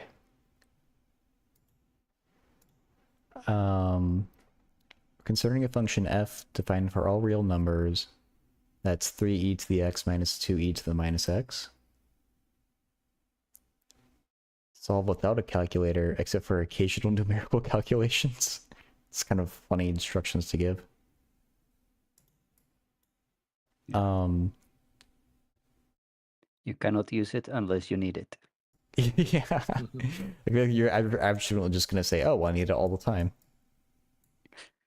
It'd probably just be like a four-function calculator rather than like a scientific or graphing, I guess. I don't know. Consider and reference OXY, the graphical representation of the function f in the trapezoid OCAB. and they're going to tell us what those are in a second. Point A is the intersection point of the graph of function f with the line with the equation y equals 5. Point B belongs to the graph of the function f into the y-axis of the y-intercept. Point C belongs to the x-axis and has an abscissa equal to the abscissa point of A, so the x-intercept. Determine the area of the trapezoid.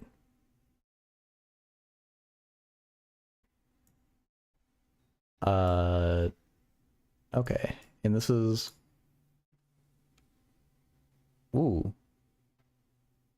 Would this function look kind of like a cubic, but a really quick one? Because it's odd. Or no, it's not odd, is it? It's nearly odd.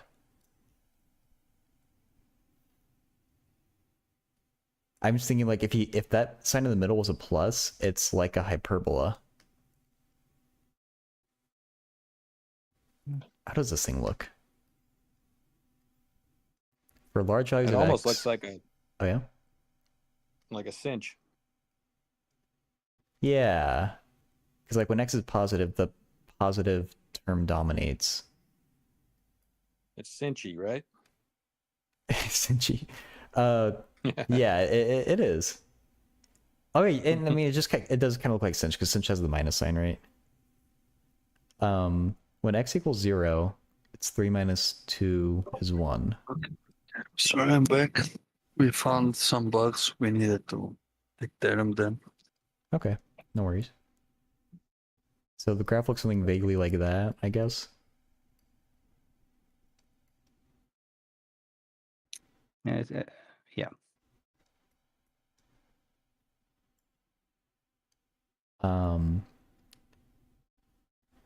A is where y equals 5. I guess we don't necessarily need a picture. I mean, y equals 5 is somewhere up there. Which actually maybe it is helpful to draw that. A.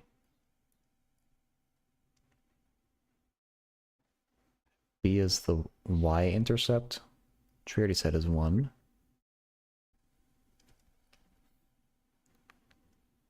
C is the x-intercept. Then O is the origin. What kind of messed up trapezoid is this? Is this a trapezoid? Oh, well, Is your C in the right place?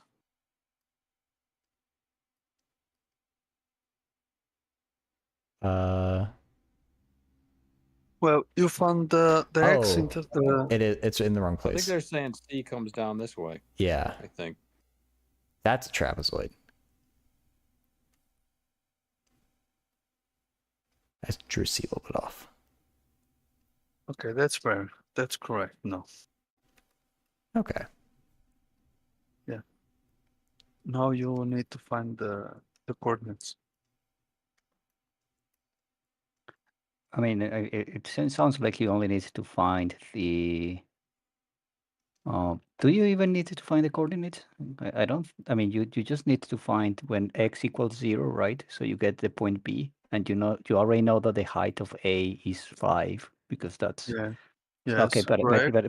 But I guess you need also the base, right? So you need the inverse of the function of 5. Well, you just need to find the X coordinate of C. When the Yeah. when the Y is 0, you get C. Right? If you don't need to find the coordinates of A because it's 5. We don't need it. It's just we just need C. C and B. Yeah, C but and to find C, you need to invert. So you need to do 5 equal 3. Or just 3 or x. Yeah. Yeah, we need to set f of x equal to 5 to find what x is. But okay. that's quadratic. That's not hard. Yeah. We don't need a calculator. We can work it out. Yeah.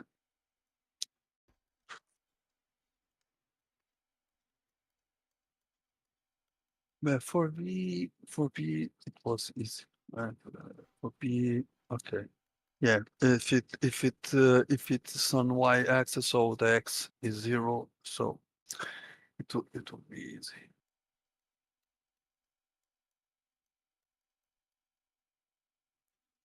Oh man, we have to factor with a not equal 1.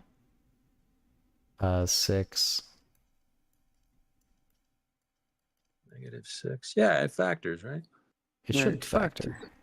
Yeah, We want a -6, so we need a -2 here, so we need a +1 there. I think that works. yeah. From that one we get e to the x ln2, minus a the third. magic number. Oh yeah, and that one's no solutions. Oops. Jumped the gun. Oops. Oopsie did. Magic number. Okay, you're right. Correct. Okay, so it's the big height is 5, small height is 1, the width is ln2. 3 ln2. Mm-hmm.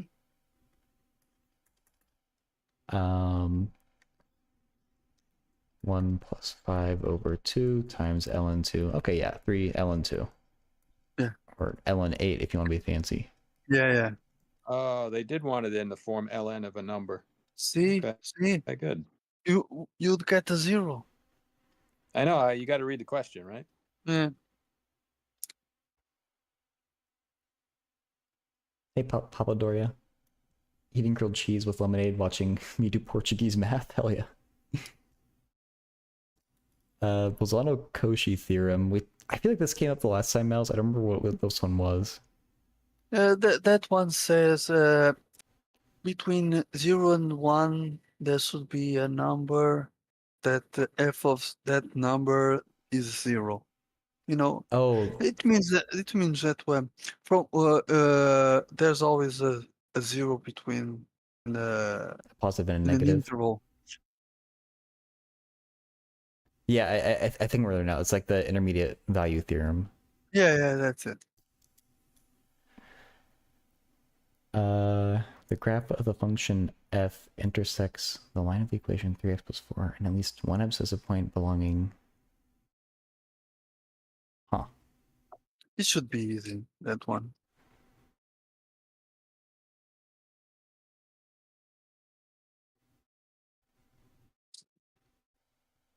So the x-coordinate where they intersect is somewhere between 0 and 1.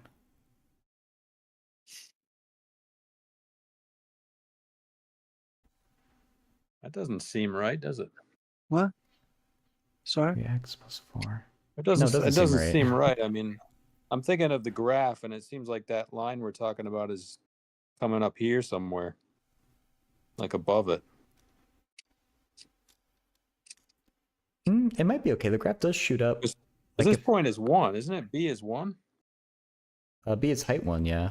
It's 1. And 4 is up here somewhere. Yeah, but that, I mean, those are exponentials. They grow pretty fast. So Oh. It's sorry. like 3 times Gotcha. 2.7 Sorry. minus Yep. something a bit less than 1. So I guess it's possible.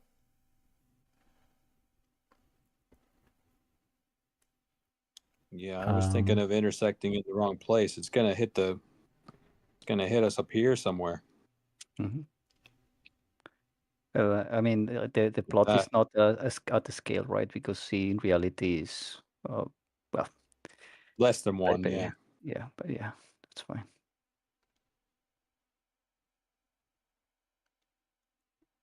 So it feels like maybe we want to take a difference and show we can get a negative and a positive.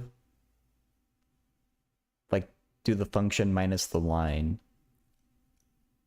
and show we can get negative numbers on one side of the interval, positive numbers on the other side of the interval. So there must be a 0 in between. You just So need to do f of 0 and f of 1. F of 1, yeah. Yeah, like if you calculate f of 1 and it's larger than 7, then we are done. Okay. Yeah, it We is can't do that by variance. hand though, I don't think. Or You we can can. only What? estimate it by hand, I guess. I think so, yeah. F of 1, 3e minus 2 over e. Well, they do say, except for occasional numerical calculations, maybe this is our occasional Yeah, that sounds calculation. seems like. Yeah, I think so. 7.419.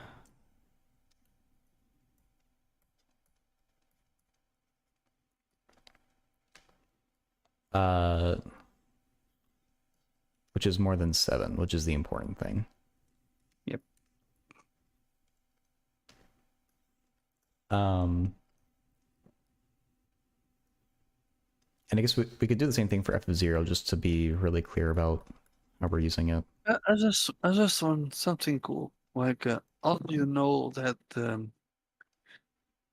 f of x equals 3x plus 4 is possible in 0 and 1 of that function? Wait, how do we know what's possible? Like, how do you know that the equation f of x equals 3x plus 4 is possible in the interval 0, 1? It's just a line. Well, Why it's a would it know? polynomial. Yeah, Lives but everywhere. sure, but I didn't realize this thing. I can subtract from that one of the one from the other, and it equals 0. So it's possible. It's in the interval. I didn't know that. That's all. Hmm. But it's possible. Yeah, one is positive, the other is negative. So because there's if how do they say? F of 0 times f of 1, if it's less than 0, so it's it's the proof.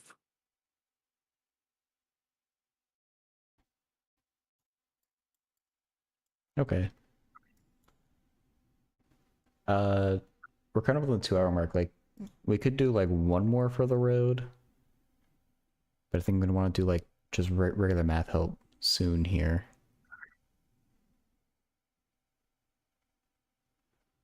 If any of these are jumping out to anyone, feel free to call one out. Number 6 is combinatorics. What is it? Number 6, it's combinatorics. I'll translate it. What other The thing? code of a bank is for numbers, I guess.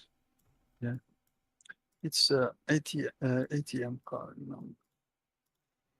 Multibank, it's the same as ATM. So Don, last time you told us who's your favorite follower and subscriber in your. Are you gonna tell us who's your least favorite today? A least favorite.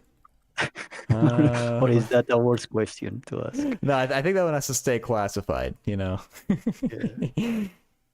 One thing is what Don knows: the mouse is never wrong. You're not my least favorite, if that's I what like- you mean. Well, I I like shouldn't. this. Algoritmo is digit. Yeah, digits. Yeah. I like that. Algorithms is digits. That's Yeah. very confusing. How do you say algorithm in Portuguese then? Yeah, that's what I'm wondering. What? What? Oh, what? It's gonna look like what's- what's- digits. Algorithm. It's algorithm. It's the same thing, but Oh. almost the same thing. Algorithm. I typed it on Shadow Okay. of Algoritmo. Twitch.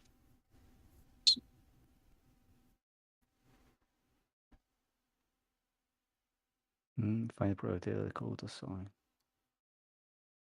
That doesn't seem All too digits bad. different. I think the first part is pretty straightforward. 1, 0. One of And them is this 0. So Yeah. you got 9 choose 3, but they have to add up to an odd number. Yeah. So 2 odds.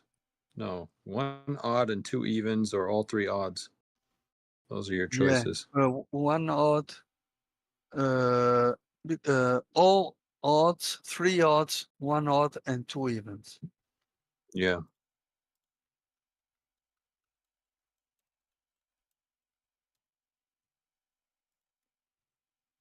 Don't worry, I just did this with mental math. Definitely. Hey, poor games. So wait, one of the digits is 0.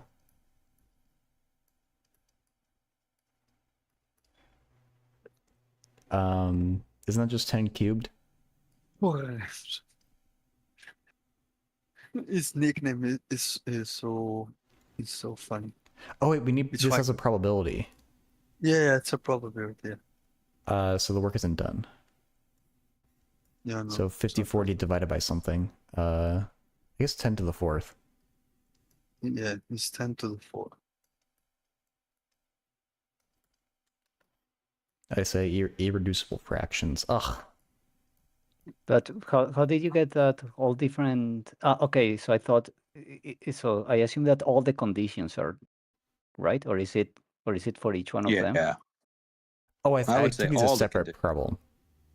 Oh, these are all the same. Oh. Yeah, it's all the They same. need to meet all 3 at once. I thought we had to get 3 different probabilities. No, Okay. no. Yeah. Never mind. Well, we could follow what the Femvox was saying. Yeah, I think Like it's you can separate the things. Okay. Then sum the like you 1, can do 2, like 3, 2 4. evens. Yeah. 2 evens and 1 But then we fix one of them to be 0. Yeah. Okay. I guess so. and Wait, then yeah. it can. No, we you need have to fix the 10, third right? one, right? Yeah, you need to fix the 10. There we go. And the sum of the 4 digits is an odd number. So odd 2 number, evens, but if they're 1 odd? You're doing the all the cases at the same time. You can separate like 2 evens and an odd and 3 odds, then sum them. That's easier. Mhm. Yeah. I don't know how you combine them at the end.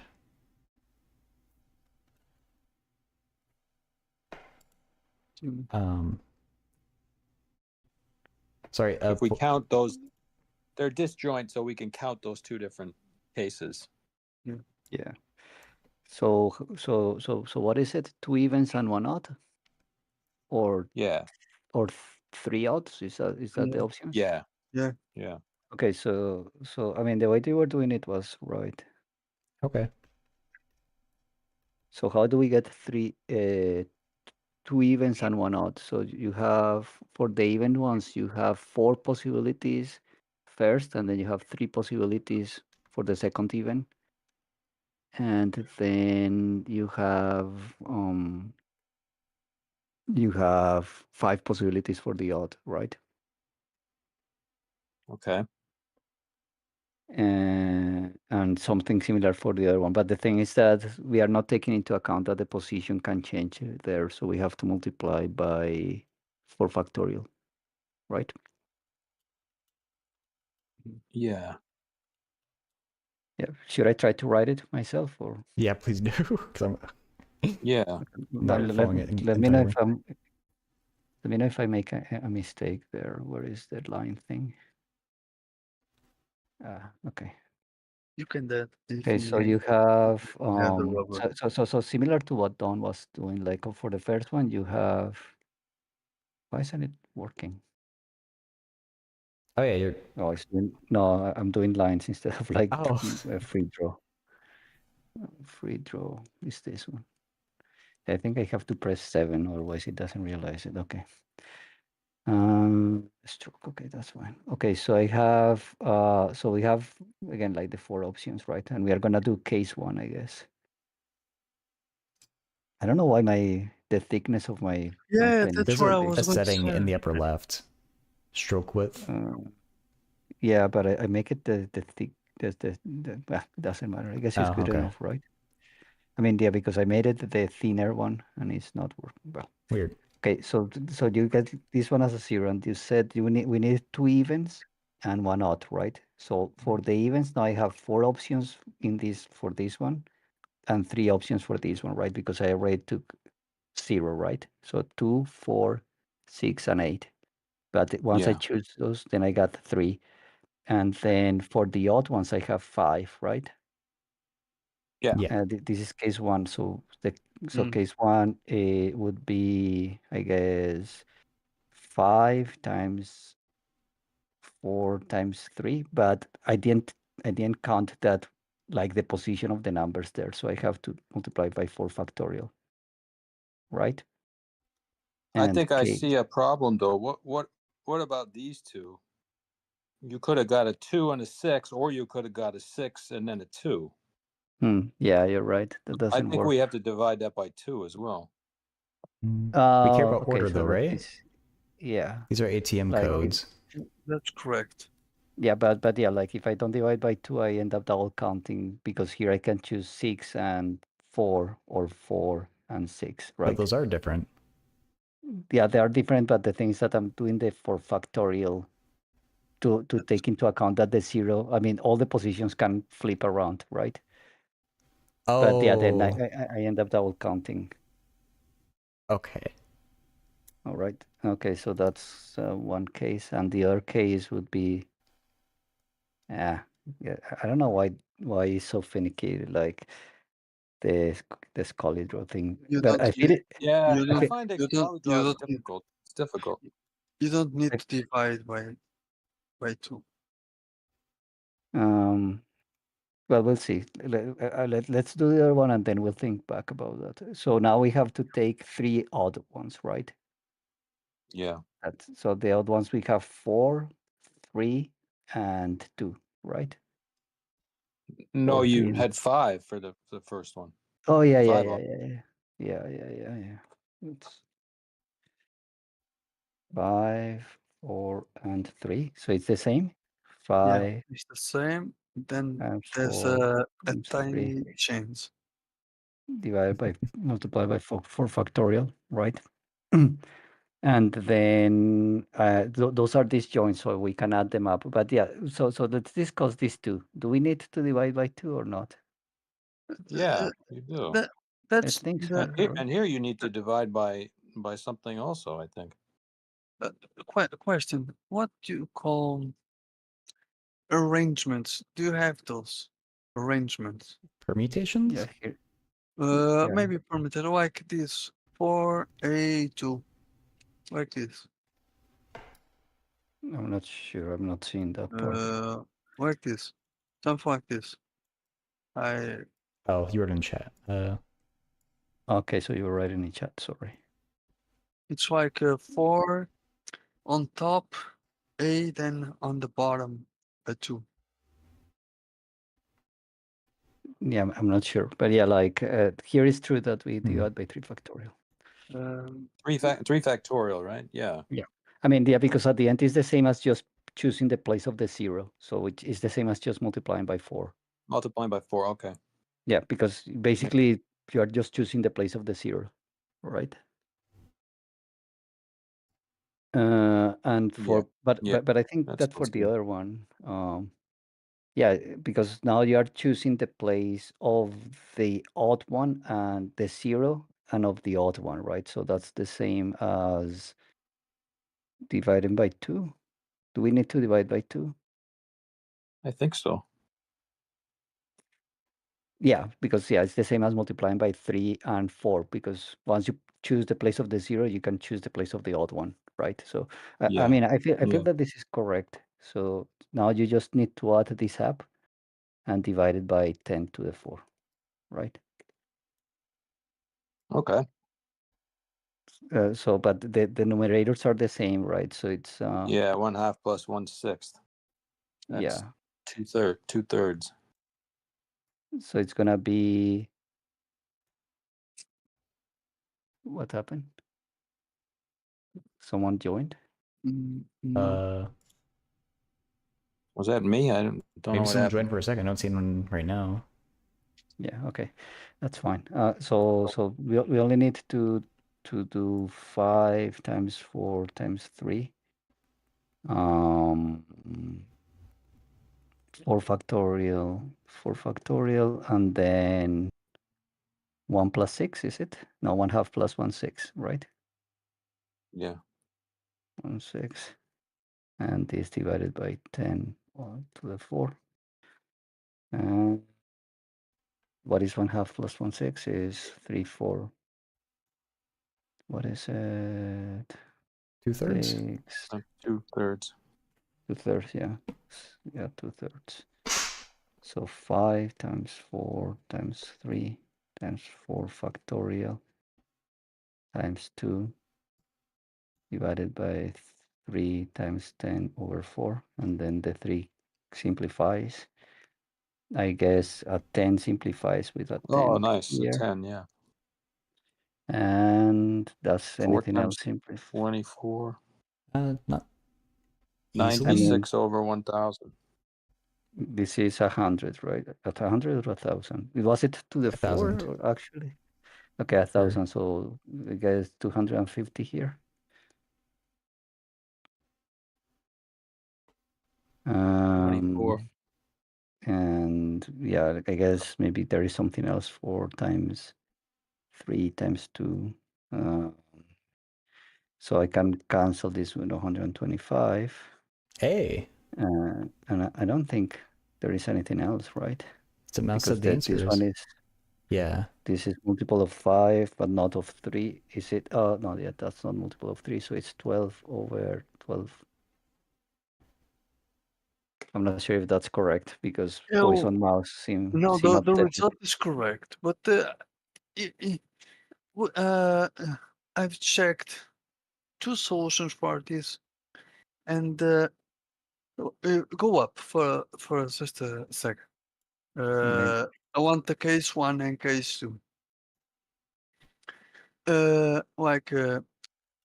Even like we have 5 versus 4 versus 3 versus 4 factorial, and it gives me where is it? So just a second, I lost the result somewhere. It gives me 240. It says 5 times 4 times 3 times 4 is 240. And the second case is 5 times 4 times 3 times 4 ranges of 2. It gives me 720. And sum the two and divide it by 10,000 gives me that result. I don't know how can you get the same result? And the math isn't the same, like 5 times 4 times 3 times 4 factorial, it's not the same. Like, I mean, divided by 2, right? yeah, I can do that. Maybe I'm doing something wrong. Let's see. You have to add case 1 and case 2 and then divide everything by 10 to Yeah, the power of 4. maybe the one on case 2 complements the result. Let's say, right? Let's try just let me check the second result. I feel that my handwriting is not too bad. It's understandable No, it's enough. fine. It's perfectly fine. fine to Yeah. me, yeah. It's good. Yeah, it's fine.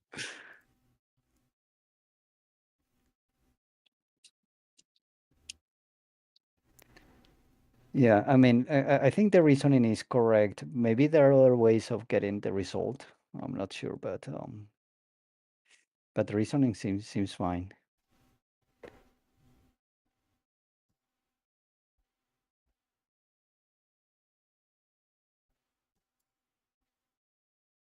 Okay, it's correct. Okay, maybe. Okay, Let me check something here. Okay, remind me what's case one? Case one So is the 3 odds. no, that's One the odd. Oh, one odd. Okay, then it's one. correct. Okay, well, I was confused by that. Okay, that's correct. That that I agree with, because I thought you're doing the other way, and now I got confused. No, that's correct Okay, okay. because it's the same like for ranges 2. That means you can I believe you can subtract the 2 when you get a 3, and that's the same result. Okay, that one I agree with. It's correct. Because like I said, I got confused because you started mixing odds and evens at the same time, so I got lost. All right. Oh, see, Don, my friend said the problem here is you need to not use the factorial function, but rather the Don factorial function. Yeah. I saw that. He's American. He's American, by the way, so it's easier for them to. Okay. It's sad. He should have joined us. That's He's a fine. great. He's a great mathematician. I get why someone Really, wouldn't want to he- like hop onto a random person's stream without yeah, knowing them. He, So he knows he knows a lot about group theory. It's Oh, cool. amazing. It's amazing. It's amazing. Just a quick question: if we did this the other way with like the disjoint probabilities, would that be an inclusion exclusion thing? Like you do like P of A plus P of B minus P A intersect B. Is that like the other way of solving it? I guess you could do that as well, right? Okay. I was like curious. We don't have to go through and do it. I just wanted to know. I mean, I'm trying to think if it will be easier. I don't know. It might be a little harder, but Yeah, yeah, that sounds hard. I can explain the way the teachers teach here, like the way they deal or like this. They don't care where the 0 is, Mhm. right? So we just care where we're going to plug in the other numbers. Then we can how do I say, permutate the 0, right? So that's why for the 3 odds, you multiply by 4 factorial. Then for the odds and evens, that one you need to think a bit where you plug in the 0 in the odds. So they permutate the zeros and the odds and the other odd. That's Yeah. what they care over there. And another teacher teaches a different way. They because we in Portugal we use the things the arrangement things, which it's the same thing. Like you do a combination, then imagine you want to do the order marriage, so you multiply by the factorial, right? That's the same thing. I believe they do it a simpler way. They choose, for example, in this one, they choose where they are going to for the odds. For example, they choose 4 places to for the 2 events, right? And then you multiply by 5 and 4 factorial for the odds, you know. I can share the solution for that if you I mean, want me. I think I get it, but yeah, if you want to share it.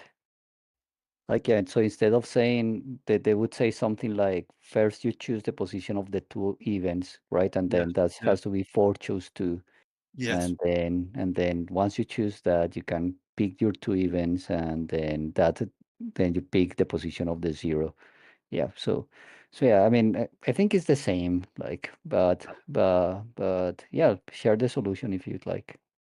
I think it's more intuitive, I guess. The solution, like it gets you plug in here. It depends, I guess. Maybe it's if you study a lot of combinatorics, so it becomes easier to, let's just put the zero here and think another way, you know. I don't know.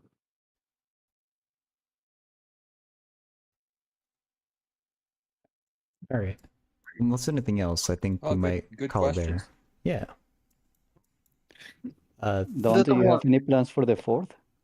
The fourth? What? No, my friends might invite me to something, but I'm not really planning to do much. He's going to play Daisy. Honestly, I might. You know, he needs to kill zombies. Yeah. Either that or watch the marathon of Independence Day. You know? Kill aliens. Oh, is that gonna be like, is there gonna be like a stream of that somewhere? I don't know. It's maybe in Portugal. The other day Oh, okay. they showed on TV. We don't celebrate the fourth. It was a joke because I went to watch the movie when it came out in 1996.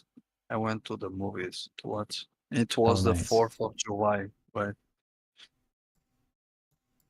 Yeah, That was it was fun. You know, I'm old. I remember seeing it as a kid. I didn't realize it came out in '96 though. I went to the movies. We didn't. Well, on TV, well, in Portugal, let's say a movie came out in the United States today. Mhm. When I was little, it took a year to come to Portugal, the movie. Oh, fair enough. Like, for example, when the Titanic came, it was in the movies for maybe 30 weeks or something like that. Almost a year in the movies. We only have, when I was little, we only had 2 movie cinemas, right? Just two rooms, right? Mhm. Mm. And we only got like 2 movies it's a year or something like that.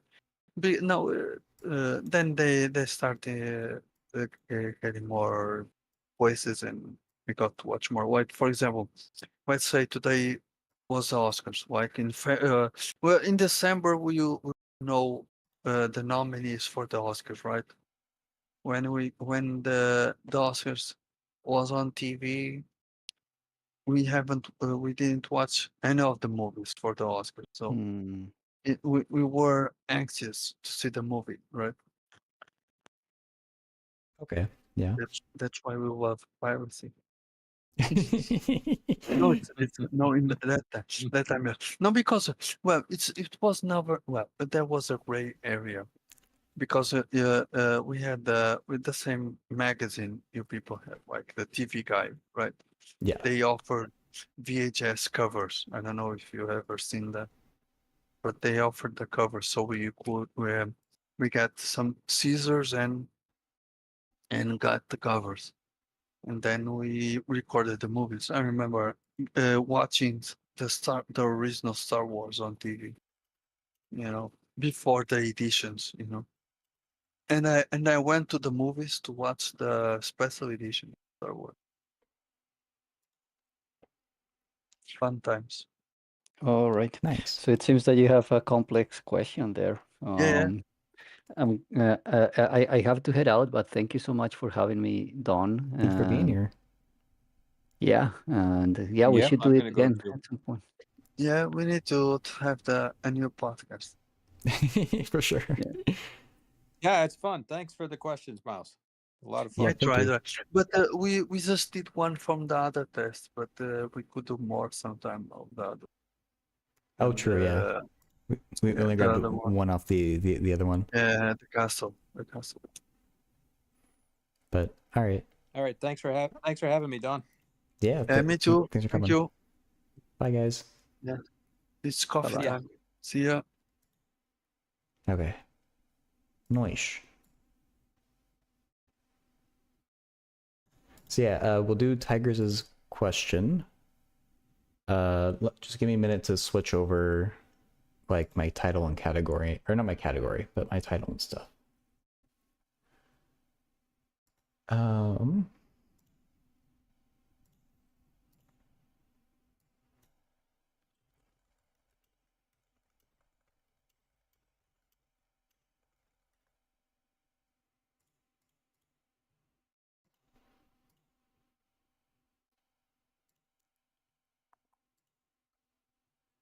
But yeah, so it's always hard for me to keep up with chat when I'm having these like conversation type streams. So I'm sorry if I couldn't acknowledge every last person's message. But if anyone is kind of new around here, the theme of the stream is I usually do math help, just from whoever wants to ask a question. But honestly, I really like just getting in Discord and solving things as a group with people. So I often have reading groups where we do that, and sometimes just these random problem-solving sessions if Poison Mouse finds an interesting test. So that's what we've been doing. About to go into kind of like the normal kind of bread and butter of just kind of general math help, though. Oh, you initially said that's 1/5, which I didn't have any intuition for this question at all, so I didn't know what to think about it.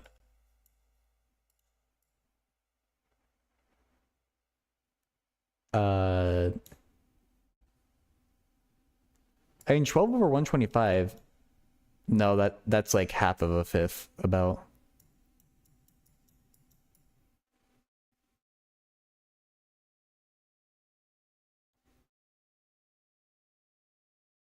I'm not sure.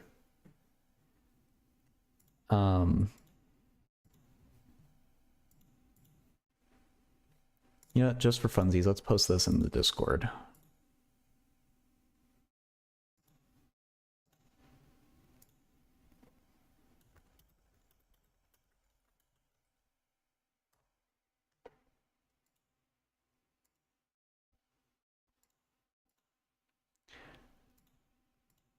Get out of that. Okay, now we can do Tigress's question.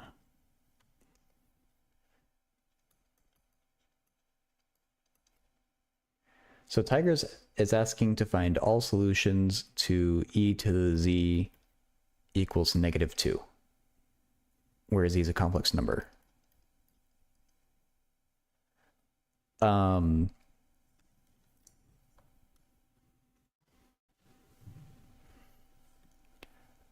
And so I would take the this is where I know what to do. I just the exact way of like phrasing it is a way that I want to make sure that I'm doing it right. Like if we can take the principal valued logarithm of each side, right? Well, or we can do just the log of each side. I'm gonna have to play around with this to get it exactly right. So not principal value log, just log in general, complex log in general. I think we need to get the real part separated of e to the z. So I'm going to write z as x plus iy.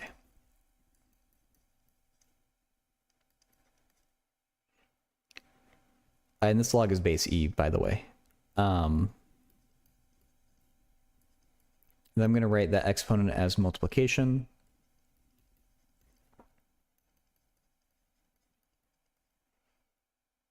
And then use log properties to say this.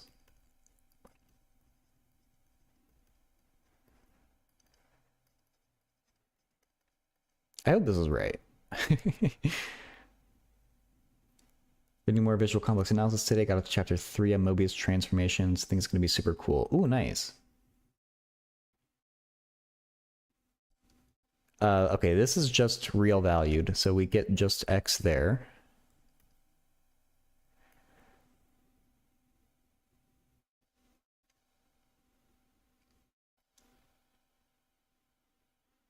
That is iy plus 2k pi.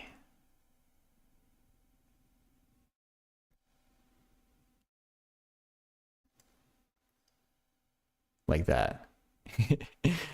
Because the thing we have to remember is that e to the iy is equal to e to the I y plus 2 pi. This is base e for games. It's kind of a stupid convention,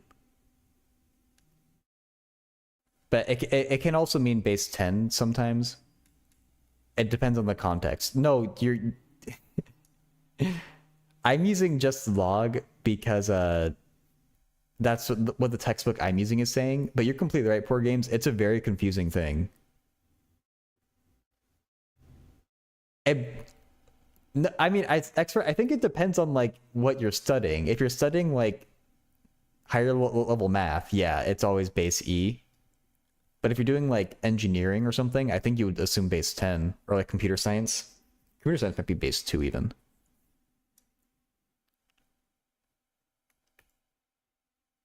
Complex analysis math. Yeah, exactly.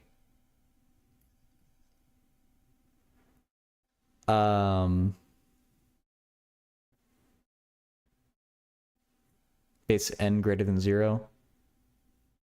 And it should work out to be the same, but it would be annoying.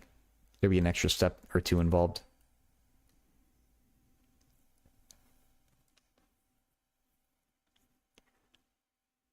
Okay, so we can recover an x plus iy out of this, and that's what we want, because we want to find z equals something. Where do you...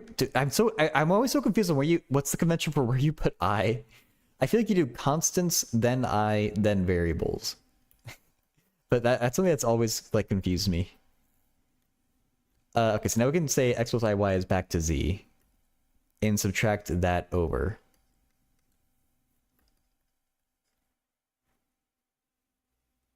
All right, see you, Mouse. Thanks again for the questions.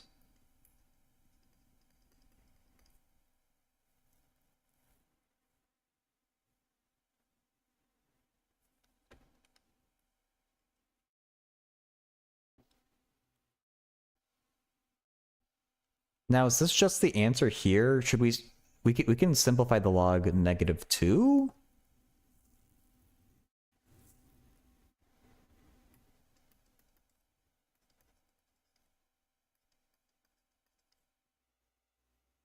I don't know if this is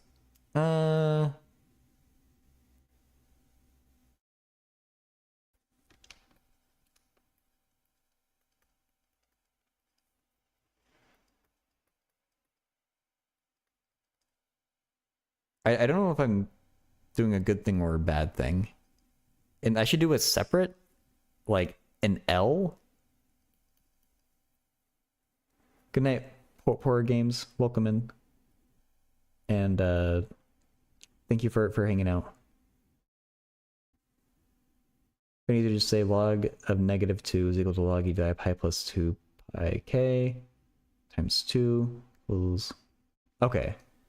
The thing is, I already used a 2k pi for the left side, and now I'm getting two separate multiples of pi. Oh, you're saying goodnight to Poison Mouse. I'm sorry. I have short-term memory.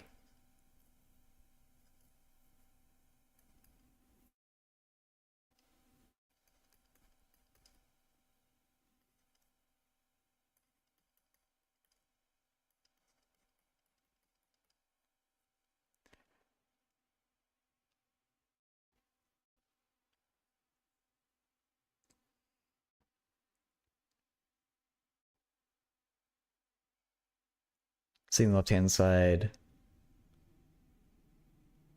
Yeah, I guess I was trying to avoid using that property. I wasn't sure if that property actually existed or not. So I just kind of did it this way. But I guess we could define this to be a new constant and get the same thing.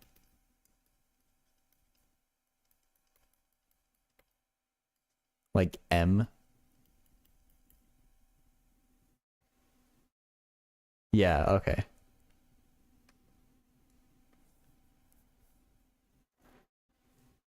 So I guess that's how I would do it, because I'm not that confident with yeah, integer, right.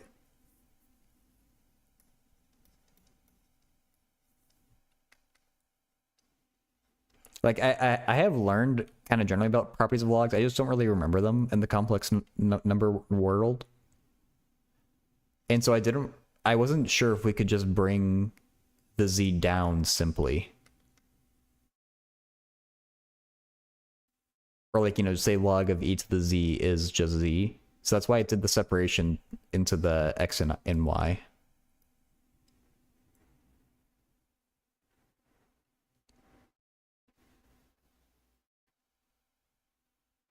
I mean, I think I've shown that log of e to the z is z plus 2k pi I.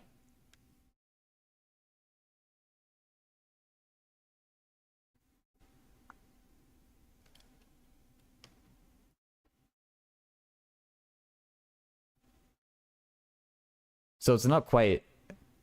So I think what I did I kind of like. It's a pain in the ass because you don't really need to do it.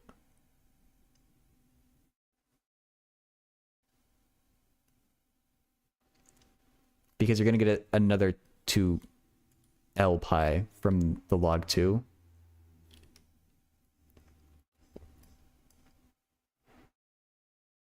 But I don't know. I so yeah, Tigers. I don't know if you're still watching me. Like I like the way that I did it. It's not the quickest way of doing it though.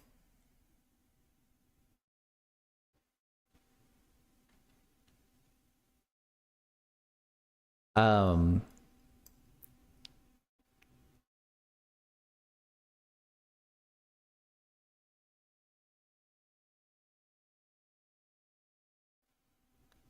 Okay, yeah, color cone. The same identity holds, but you have a multiple of 2 pi. No worries, Tigers.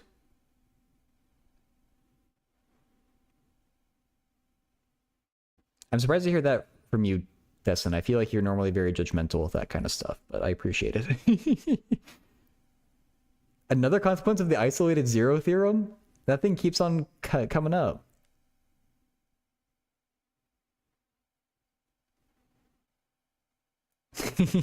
What? Me? Not thinking everything all the time should always be algebra? And if it's not algebra, I'm gonna complain.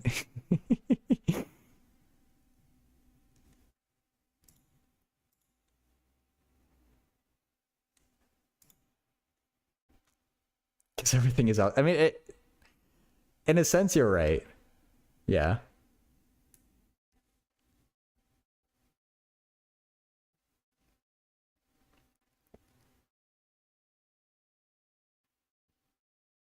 Yeah, I mean, algebra is all of math at the end of the day. I I assume that Destin is just speaking more like a metaphorically or something. I don't know about how like abstract algebra is.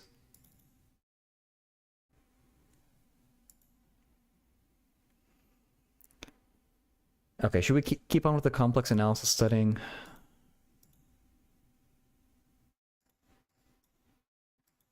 Category theory sucks. I agree. Destin is probably gonna type up at least a 12-paragraph response to that, though.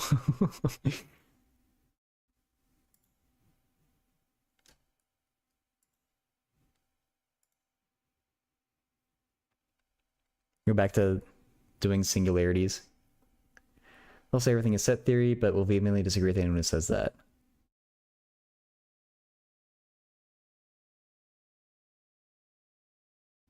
I mean, yeah, I guess it's all about the ones that you use to look at math.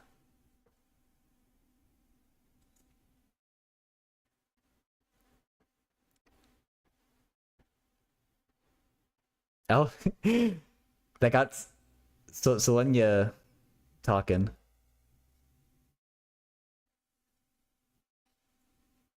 Two is a number, not a set.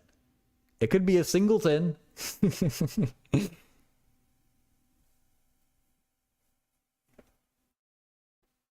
you think something sucks in math, the person who explained it to you did a bad job. That's a pretty good attitude, Slim. I still think the best person, or like the, I think it would still be hard to sell me on number theory. Everything else, I think I could see myself budging on, even like algebra and category theory.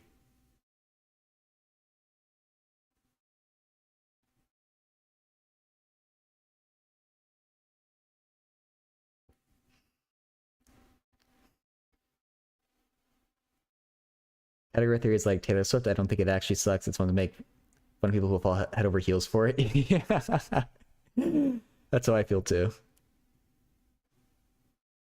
I know literally nothing about category theory other than it's even more abstract than abstract algebra.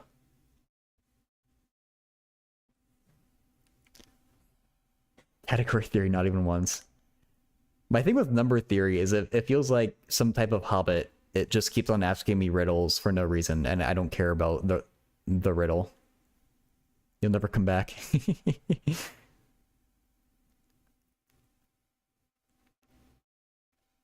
Number theory definitely has some useful things that I should even say a lot of useful things that you can do with it. I just still have a hard time caring about it. Take on the challenge of showing me number theory. Maybe you could make it cool. I'd be down. Oh, you know what? I did say that I'd try with some of your questions, right? We can take a look at Slim questions. I could try to win an hour of tutoring.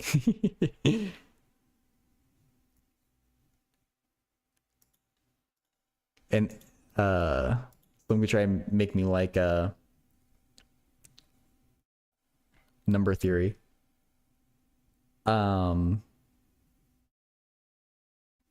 Involving analytic function fz equals g of z holds over r has to hold over c. First one's our number theory. I mean, I can still deal with it. Like, I'll do it. I just don't like it. Hey, Famish, any good shows to watch? Anyone to ease me into the programming? Wait, TV shows in general or something about programming? The Lux fan was talking about Barbarian the other day.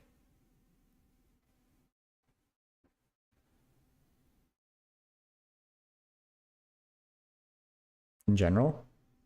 So I haven't been watching much TV. The last thing I watched was I was trying to go back through It's Always Sunny, but I kind of crapped out. I'll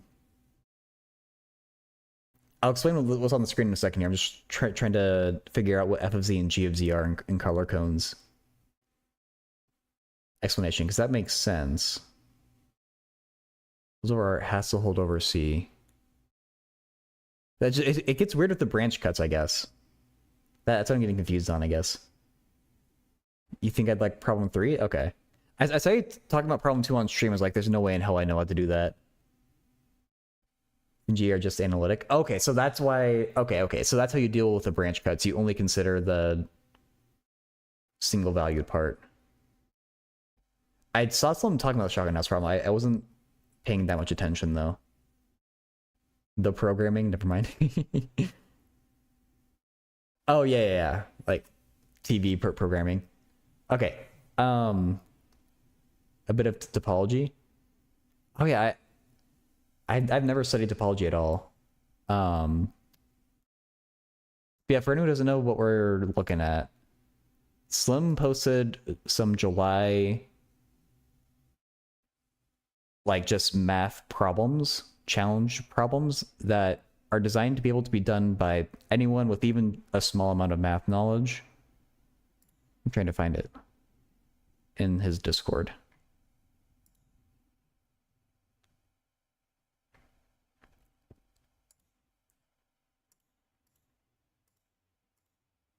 And so if you post your solution to some of these, you could win a free hour of tutoring with Slim, who's amazing at math and is very good at teaching things. And so I said that I would try to set some problems so I could find some time on stream. So this is time on stream.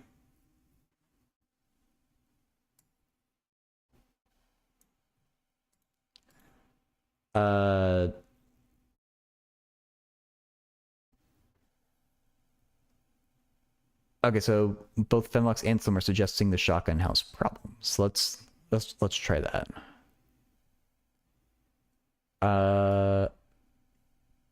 How is this gonna copy well? Let's find out. Yeah, it is. Wait, how did you get all stretchy this time? Did I accidentally hit a button?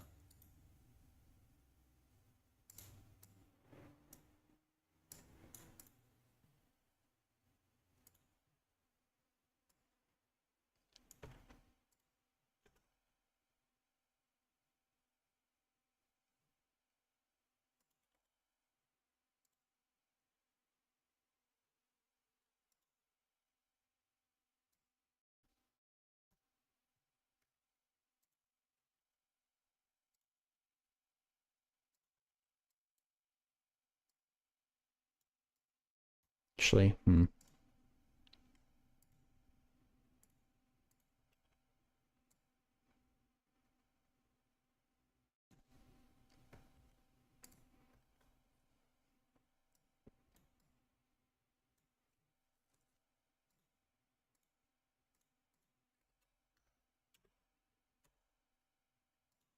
What?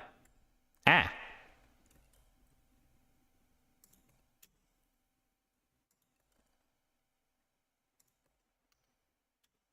I don't know why I care so much about the spacing of this, but...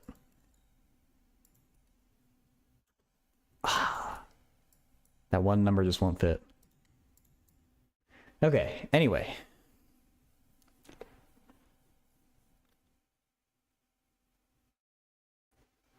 So when the program I use shows in general help me think of something where I lose focus, just like to take a break, come back to a problem.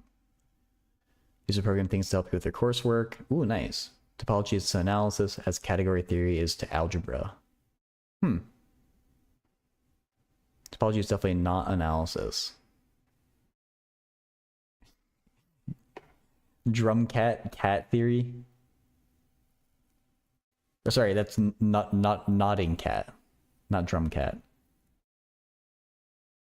Cats can't resist cat puns. Isn't topology based off of tropes? I think of trope as like a thing that like is repeated across TV shows or something. Not sure if you mean tropes in a different sense. Can the book that would show you analysis is actually algebra? I mean, I would think of analysis as like applied algebra, I guess. The only theorem of algebra is actually an analysis theorem. Ooh. Can't read that if you want an algebraic statement of analysis. Differential and integral calculus over elementary functions is actually algebra. Mert, hey Mert, it gets the recurrentization problem with solving homogeneous and non-homogeneous case. Okay. Change topic to just chit-chatting. Yeah, I'm trying to catch up with chat, and then, you know, people are being... you guys keep on chatting more, which is a good problem to have. Consider... Okay, well, let's actually read the problem. Consider an infinitely long house with rooms numbered as shown the blueprints in figure 1. The house has doors between every 2 adjacent rooms, not between diagonal rooms. Starting at room 0, and how many ways can you get to a room n if you're required to never go from a room with a larger number to a room from a room with a larger number to a room with a lower number. Okay.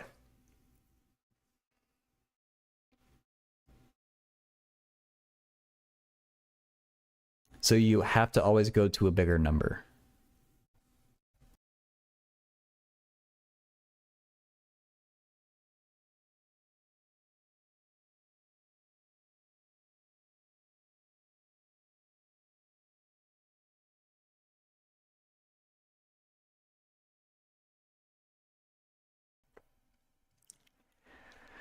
Okay, so let's just start with this. I mean, let's go even simpler than I was saying. Let's just start with 4. We can go 0, 1, 4. We can go 0, 2, 3, 4. We can go 0, 1, 2, 3, 4. So n equals 4. We get 3.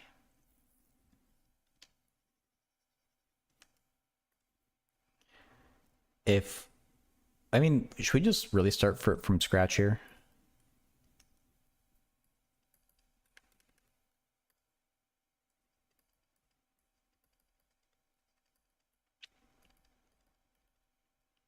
One way to get to 1, 2 ways to get to 2.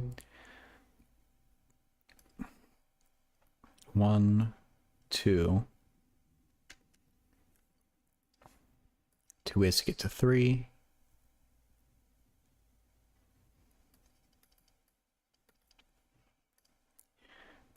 1,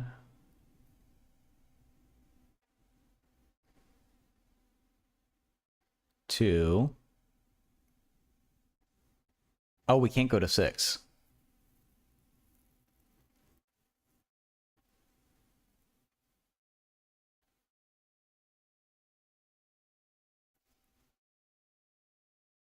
There's only 2? What the hell?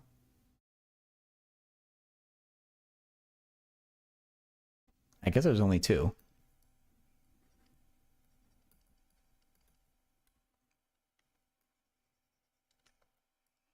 How about for 6? 1, 2.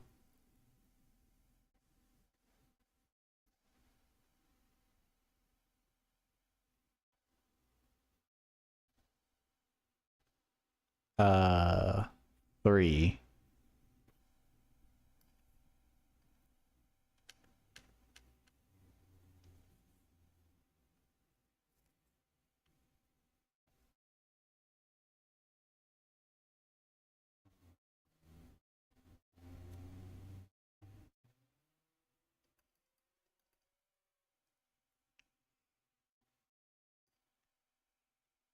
Still have no clue what the pattern is. 1, 2.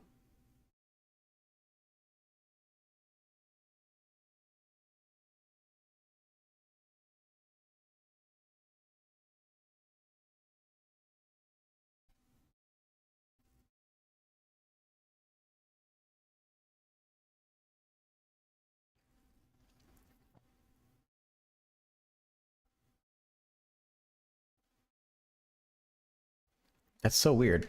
You would think there'd be more ways, but I only see 2 ways. How about it will be the last one to do by hand.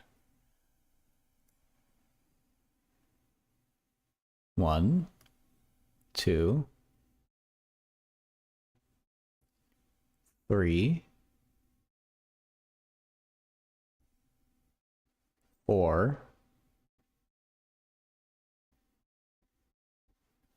I think 4.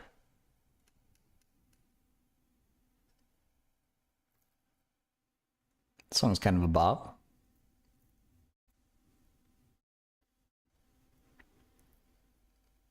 Be good like a platformer game song.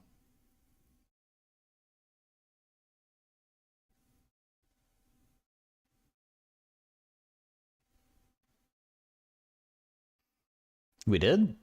I did? I think I remember that. It's all a blur. I'm already on to trying to learn about Cauchy residue theorem.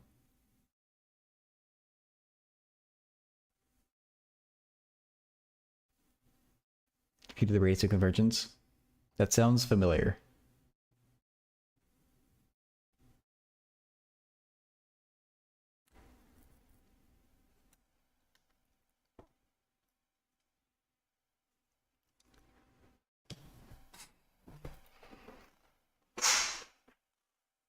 Using a bound. Oh, okay.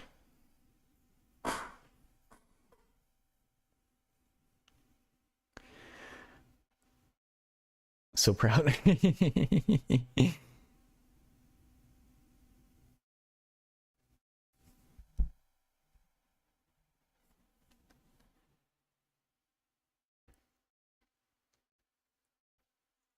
Um.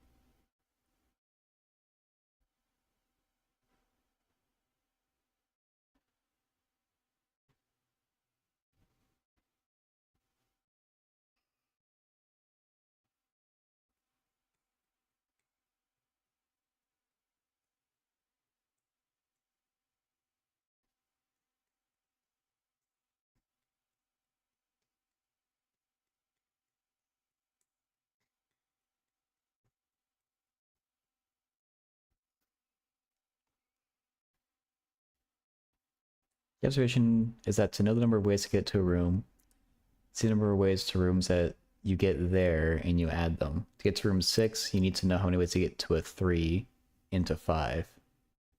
I did?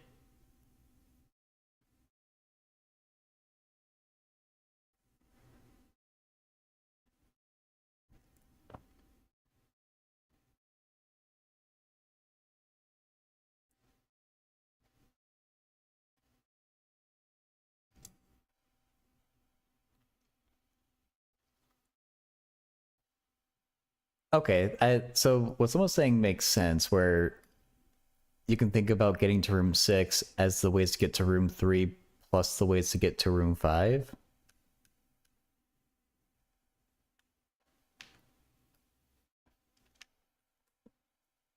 What did I miss for 5 onwards?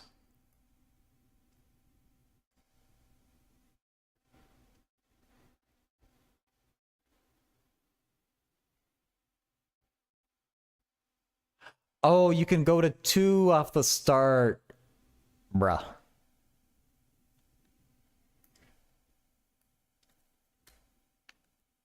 Did that mess it up for 4?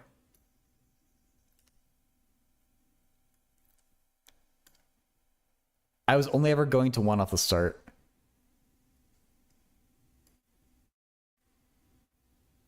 So I also missed 1 for 4. Wait, no I didn't. How did I get 3 for 4? Did I just forget? I don't know what I did.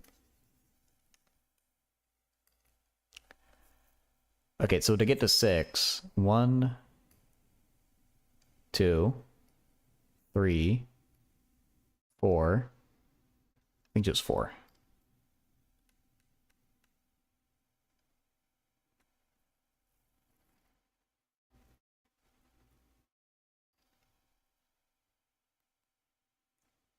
To get to 7, 1, 2, 3, 4, 5. I think 5. And so theoretically, the ways to get to number 6, the number of ways to get to 5, plus the number of ways to get to 3. That doesn't make sense. Did I still miscount? Do I need to look even harder at 6?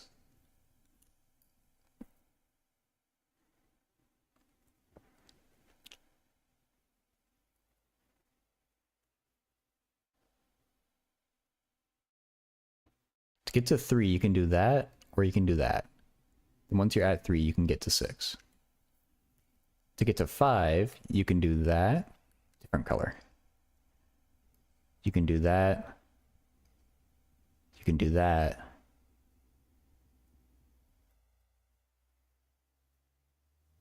What's the third way to get to 5?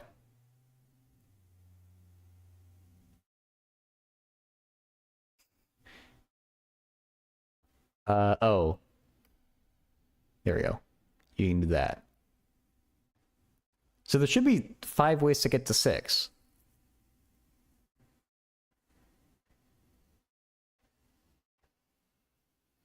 Why did I only get 4? I'm just dumb, I guess.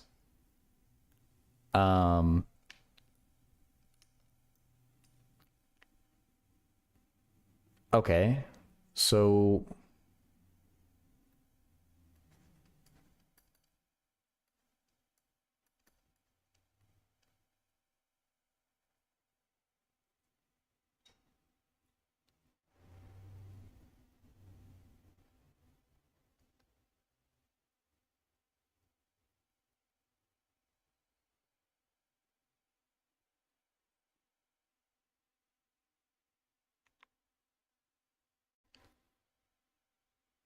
um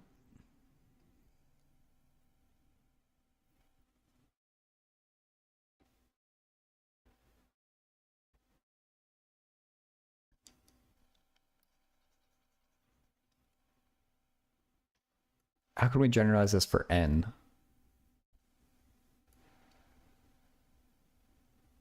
Because the way the rooms are numbered, there's no other way to really number them, but it makes it weird to kind of, for an arbitrary room, figure out which ones are the or figure out which rooms are before it.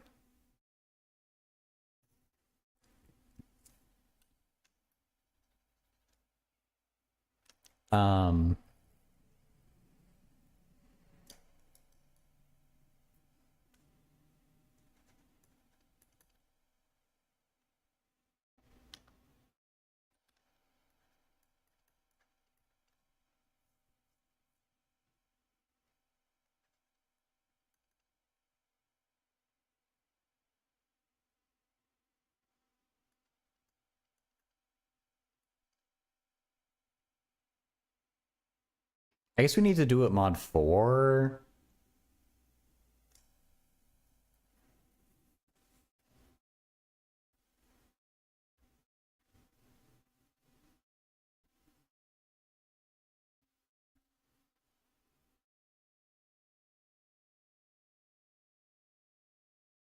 Different case of any room. 6 has 2 ways to get to it. 3 only 1 way. True. Bob. Oh, is that it? If it's even, oops. Even numbers you can always get them from 2 ways. Odd numbers only from 1 way. That seems reasonable.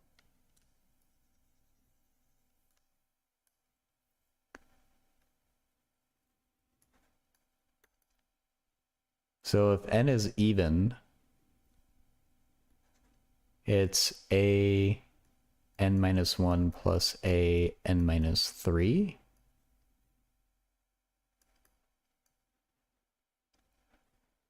Is that... yeah.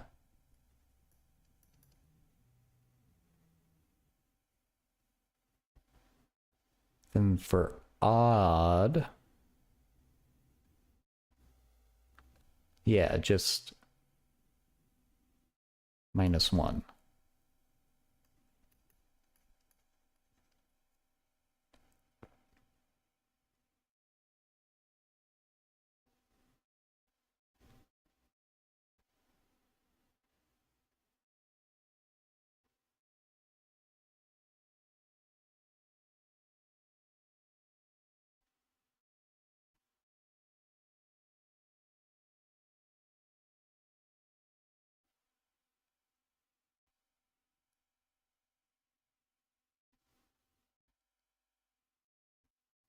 Double Fibbo? Maybe.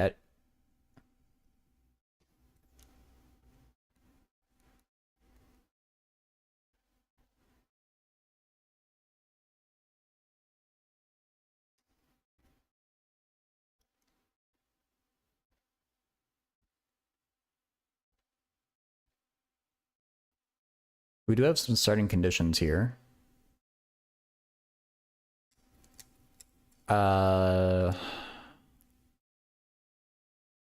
When n is even, we go 2, 3, 5.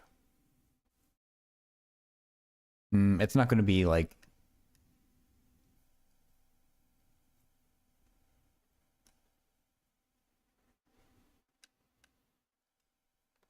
It is like Fibonacci-like, right?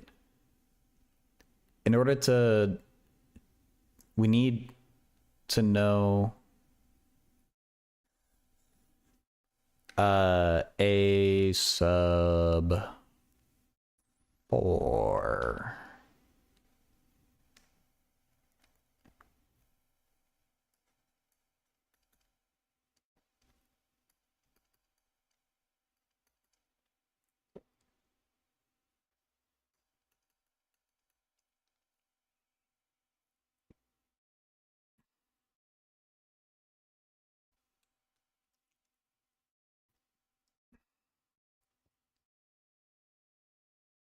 I guess we only need to know like a sub 3 and a sub 1, and that's everything we need to know for the recurrence.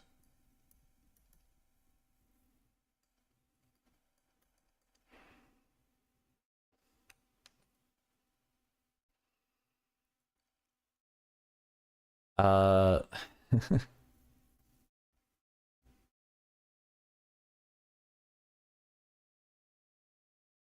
do you find the closed form of the Fibonacci sequence? I assume we can use that same technique.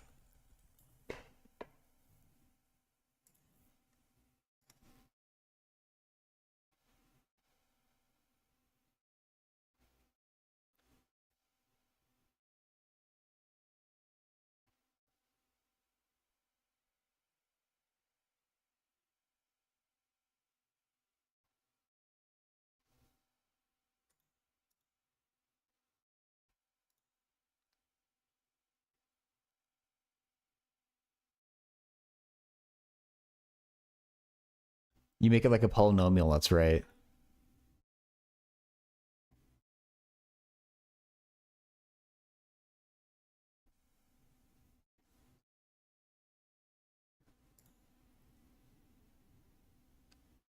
Um...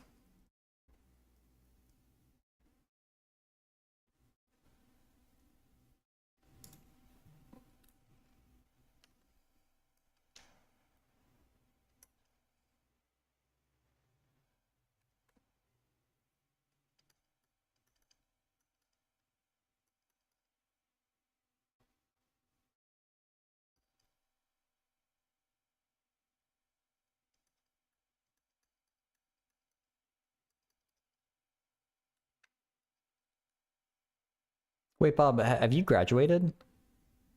See, you've been working on a master's for a while, right?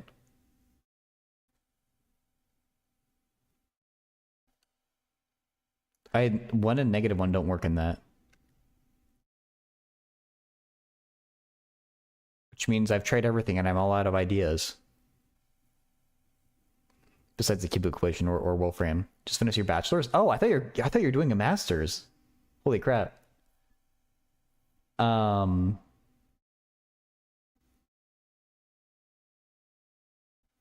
Well, congrats on finishing the bachelor's, dude. That's awesome.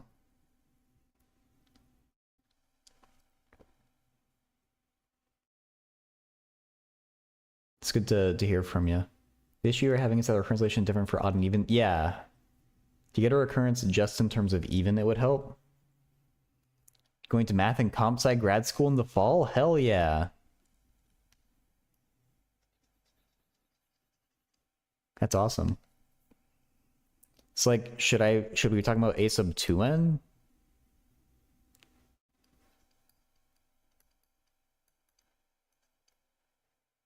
Wait.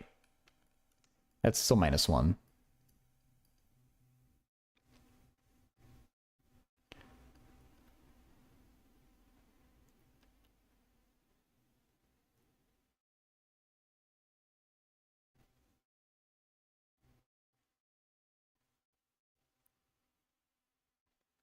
Different school system here in Europe. Yeah, that's fair. I forgot. Degrees means different things.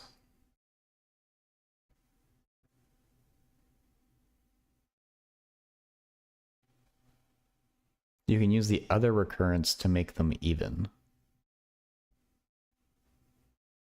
Oh. Oh. Should I? Maybe I shouldn't do 2n then. Well, no, I guess if we're only... Maybe we do keep the 2n? Because this is only valid for 2n.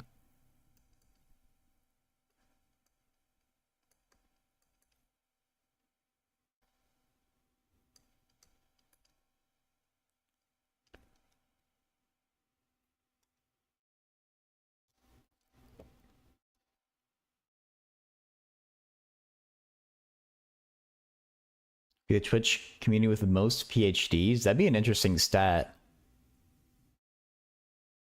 2n minus 5 or 2n minus 4? 4. Yeah, 4. Thank you.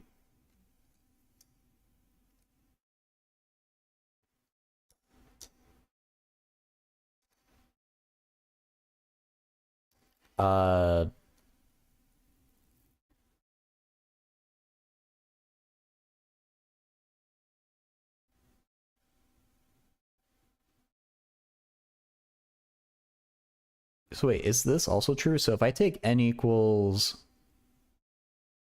3, I'm saying a6 is equal to a4 plus a2. Okay, that seems to check out with those at least.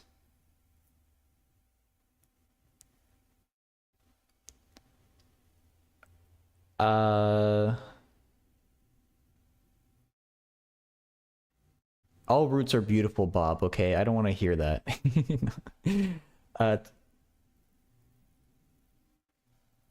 That's right. Yeah, these have a weird similarity with differential equations like that, right? I never, I don't think I was ever taught these in a class. I've just kind of seen this floating around somewhere.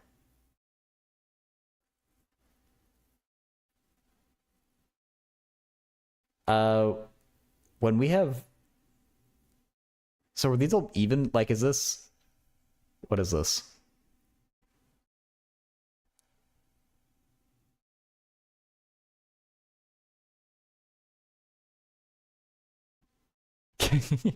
That's the most beautiful number I've seen in my life, Bob, okay? I would get that number tattooed on me. It's in the eye of the beholder. Is this x to the fourth? Is x squared plus 1? Cheat with pi on that number? Cheat on pi with that number? Is pi the most beautiful number? I don't know what I would consider the most beautiful number.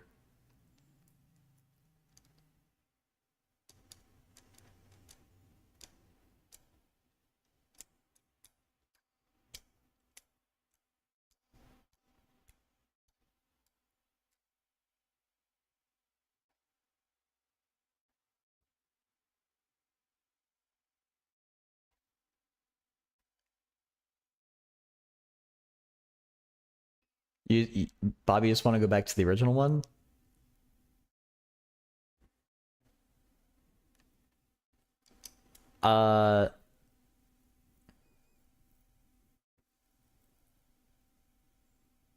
Wait, isn't this like this? Isn't this Fibonacci but with as a quartic though? Like this looks kind of familiar.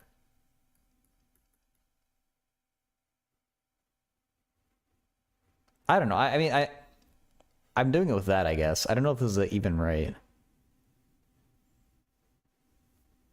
A sub 2n equals b sub n. Oh, is that how you would actually do it? But I think either way, we're gonna get a quartic if we do this, right? It seems right. Okay. Because this is that's gonna be this. We're gonna get the golden ratio, but the square root, I think.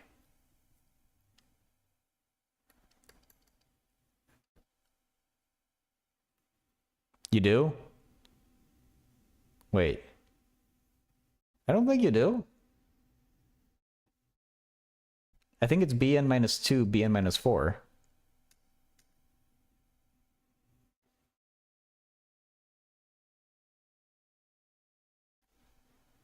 I don't know. B squared minus 4ac.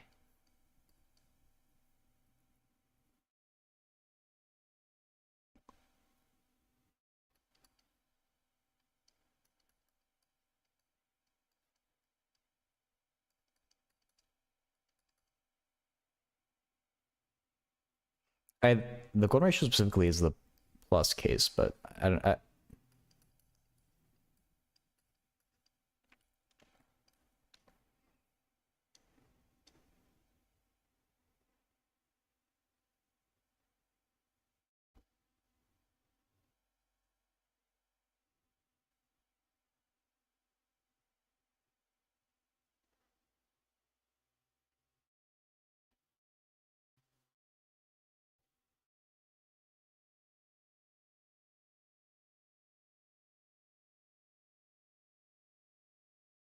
What do I do with this?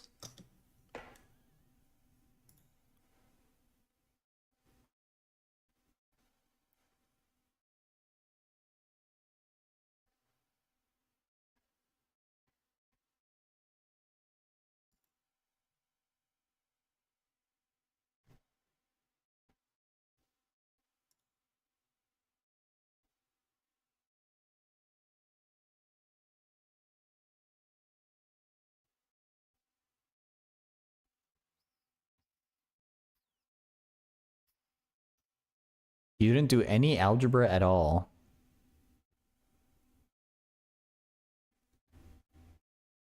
Well, aren't you fancy? I don't know.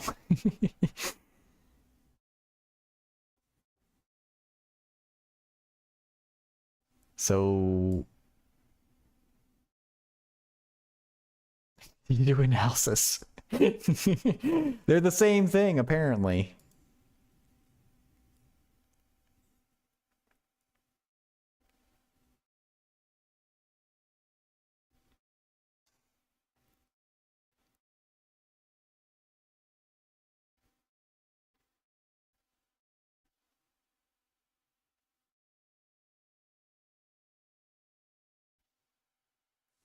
So do we have 4 solutions and we take a linear combination of those 4 solutions? And that's the answer?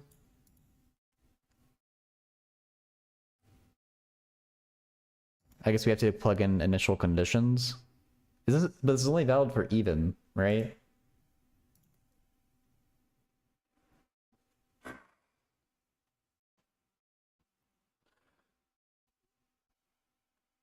But odd is easy because it's just the same thing as even.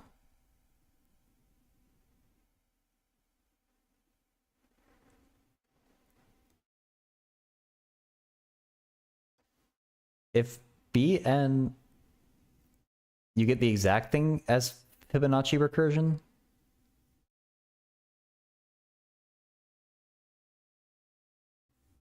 Am I stupid?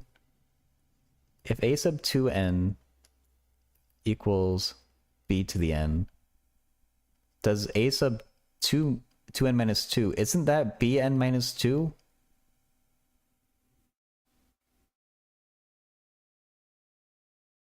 A sub 2n, how do you work this out? Oh wait, no, the thing I'm asking about a sub 2n minus 1. Oh, is that what I got confused on? Or...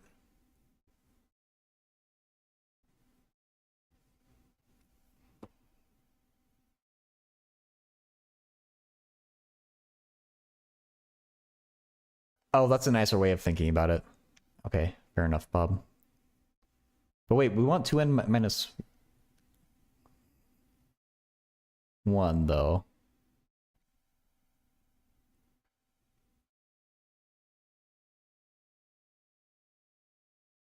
That's 2n, that's a sub 2n minus 2.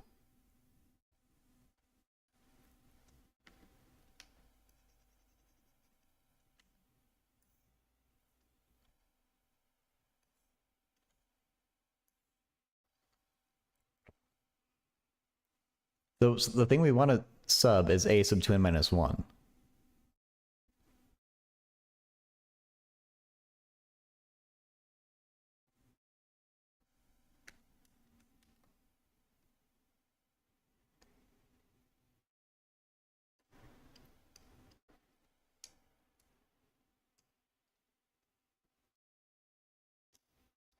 Well, I think it's going to be a doubled Fibonacci sequence, like 1, 2, 3, 5, 8.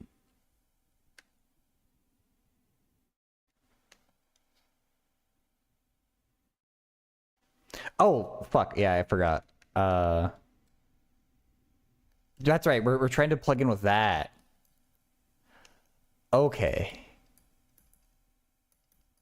I'm picking up what you're putting down now, Bob, at long last. I forgot that we did that extra step.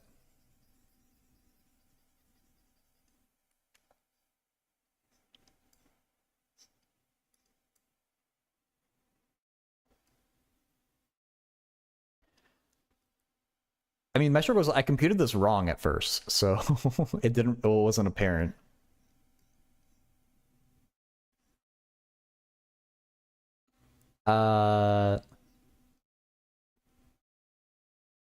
You first spit nonsense, get corrected, then act like you know it all. It's the technique. So if we want to fit this into like just one formula, can we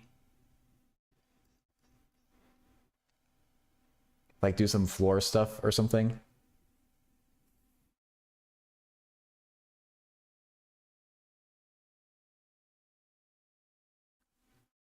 Like if we want to not have cases. A sub n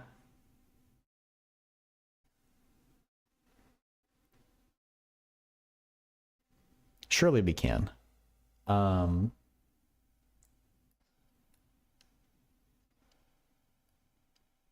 Something like this. I need to check it.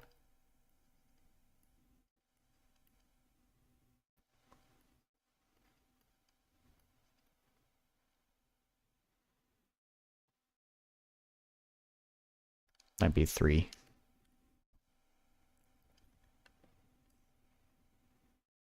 So this would give us A4 is a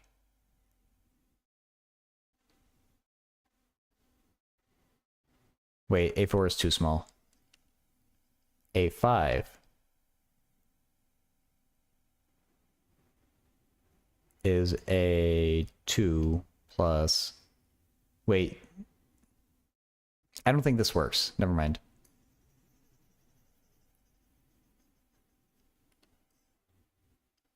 How do we actually like say like I just want to put the answer in a simple way. I understand intuitively what it is now.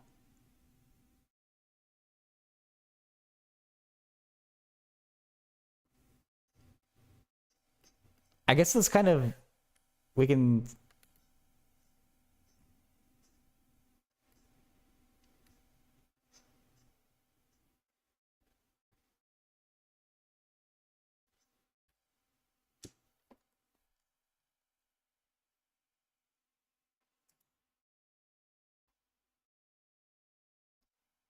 oh, that's not bad, Bob, yeah.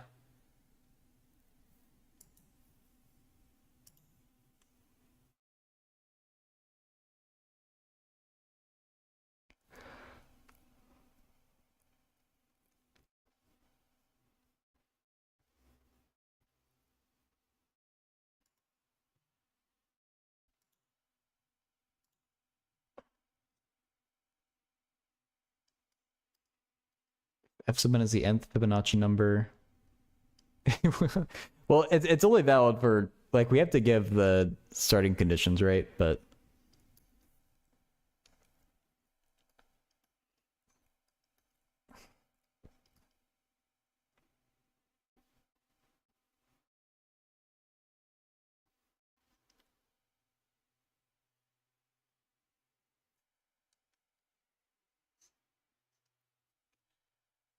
now here's the thing with the Fibonacci sequence. With people don't agree on how you start the Fibonacci sequence, right? Like, because you could start it from 0 and 1, which I think is the way that I was taught. But then I feel like I usually see people chopping off the 0 and the 1. I feel like the more common way is doing it like this. That's not 4, by the way.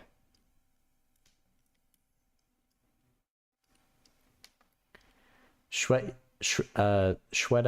no, it's not geometric progression. It's just a recursive, basically like a sneaky Fibonacci. I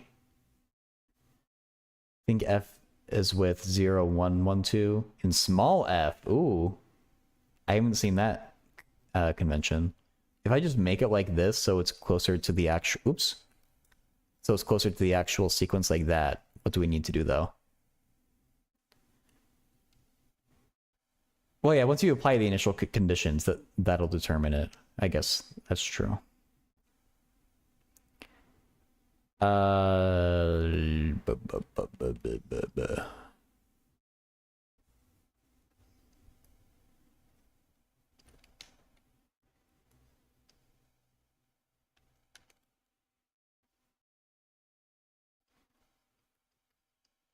Ritesh.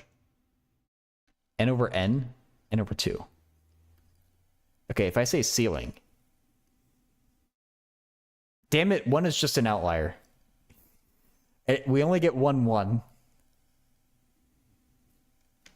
I'm obsessing about the notation. It's extremely important. I think I actually want floor.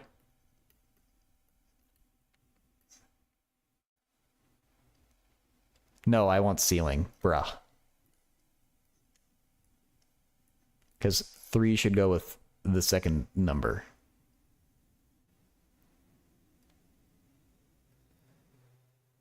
You know, even then, I don't think that's right. Fuck it. I get the solution. I don't know how you write it. Ugh. Should we just look for another one off this problem set? Ooh, chicken nuggets.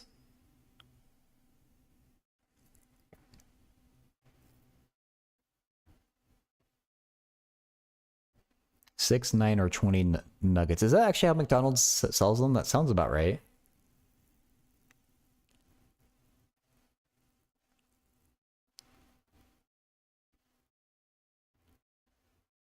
I mean, are there any constraints? This is just combinations of 6, 9, and 20.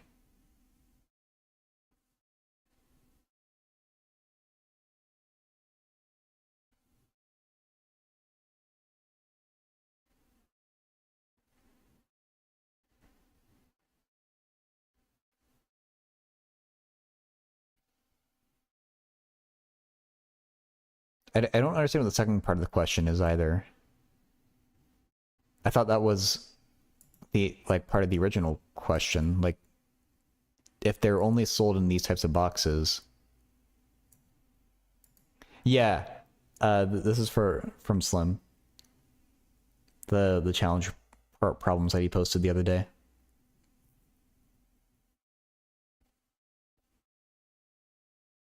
Okay, I'm not sure I understand what 4 is asking.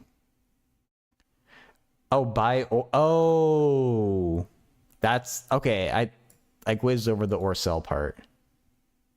Okay. Well, I guess let's think about it. Technically, these aren't chicken nuggets. They could be nuggets of some unknown meat. No worries, Slim. I'll probably wrap up with this one here. The Chicken McNugget theorem.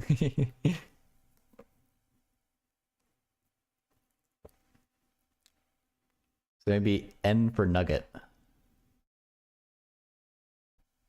I mean, this isn't the best way of writing it, but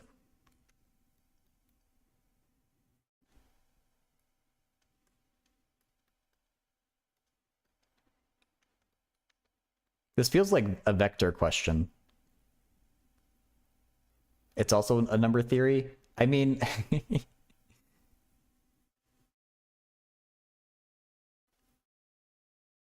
I don't quite know how the answers should look, but this feels like a one-dimensional vector space. Although, I mean, not really, because we can only do whole quantities, not real numbers. I mean, instead of plus or minus, I should just let A and B be integers rather than natural numbers.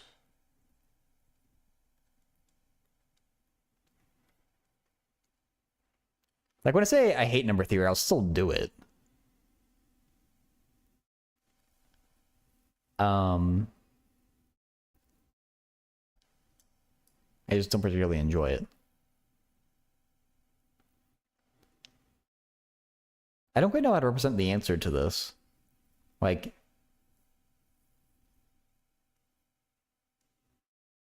I don't know. I might not do this one because I'm not sure.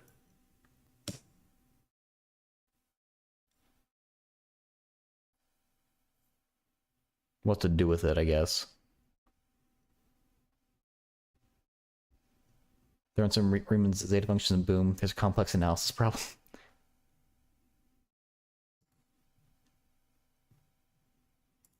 Well, what's the fifth one? Or is kind of solved by no curl already. Oh, I didn't even see his comment, to be honest.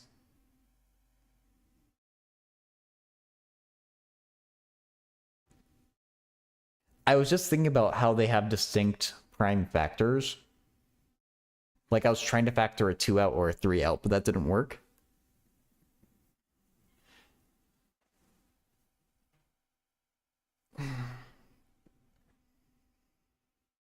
You could do this.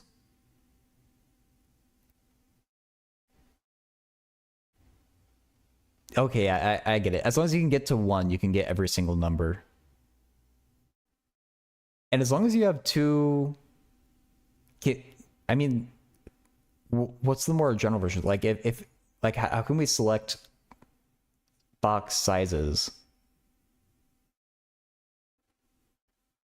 Do we need 3 numbers? Like, I think 2 coprime numbers are good enough.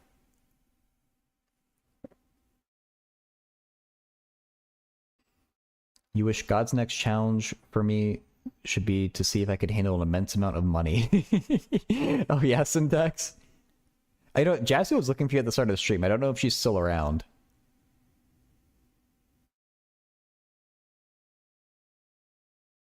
The question's not number theory answer. I think you'll find some number theory love. I just want to plug in real numbers for A, B, and C, though. I don't like only doing integers. But Slim, if you want to have like a little like number theory session where you try and sell me on it, that's something we can definitely arrange. I can't promise that you'll change my mind, but...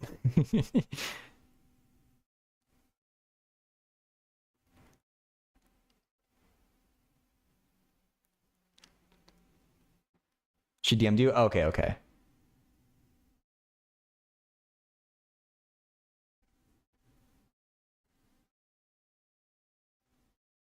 Show from the YouTube chat. If the sum and product of 2 complex numbers are real, show those 2 numbers must either be real or conjugate. Ooh. Yeah, we can talk about that.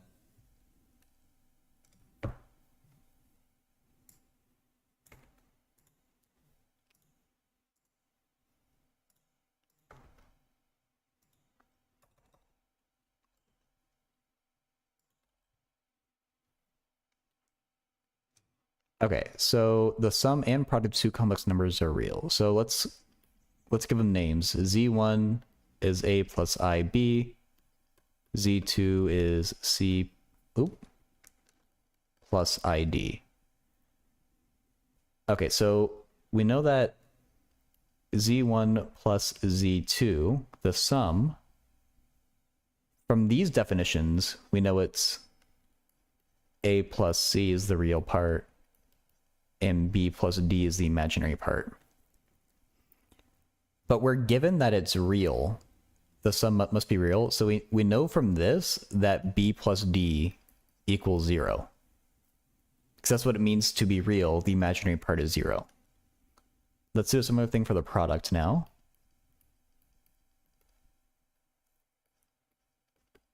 A little bit more work. AC minus BD is the real part. The imaginary part, we get a BC, and we get an AD.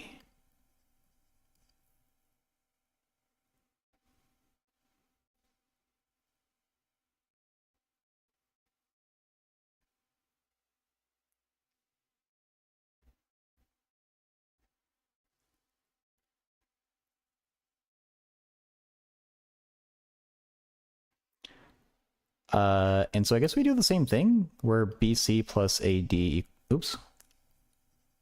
We know that BC plus AD is 0.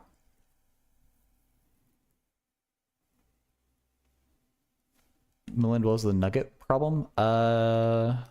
If I can fit them both on the screen at the same time, I will. Otherwise... Okay. That's nearly it. Is this a matrix? No, it's sort of kind of related, but not really.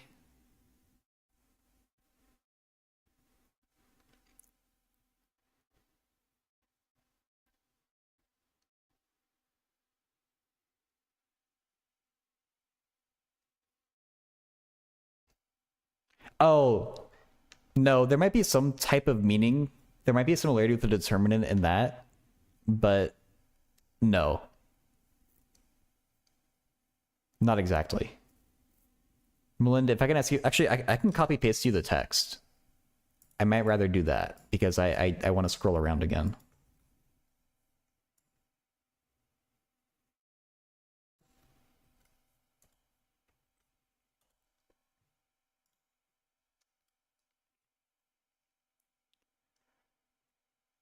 Should be able to point minimums to get in.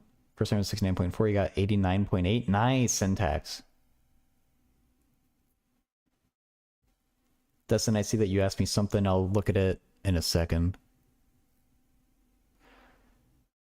104.8.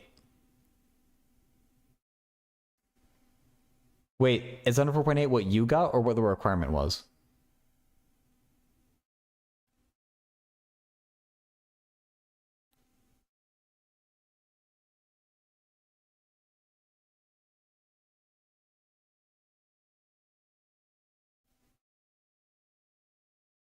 It means cock. Friend, if you weren't a first timer like Jasu. Oh my. Oh, okay. Jeez. Oh, I didn't see your second chat. The non first time score. Dang, that must be a pretty high score.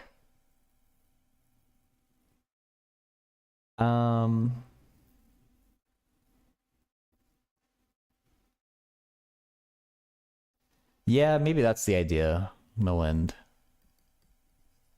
So already if B is minus D, they're either both 0, which is the first case, or they're conjugate, but I think we need to show it checks out with this part of it too. We can't... we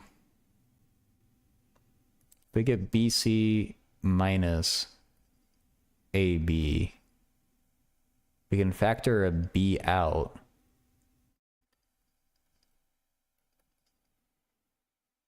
C minus A isn't usually 0.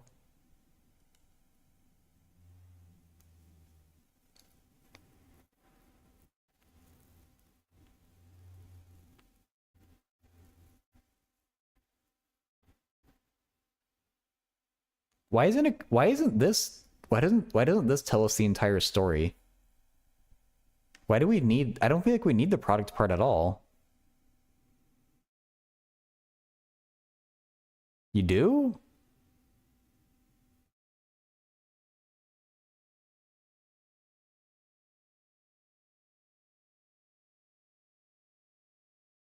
In conjugate, you need A equals C. Oh. Oh. Fair. I forgot about that. Okay. So yeah. Okay. Okay. So either B equals 0 and D equals 0. So both real.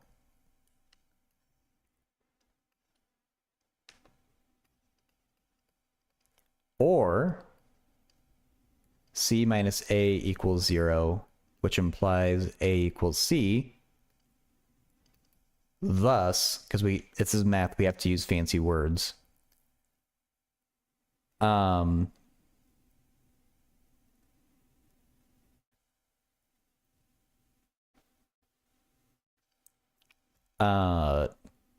A and C are equal and B and D are opposites.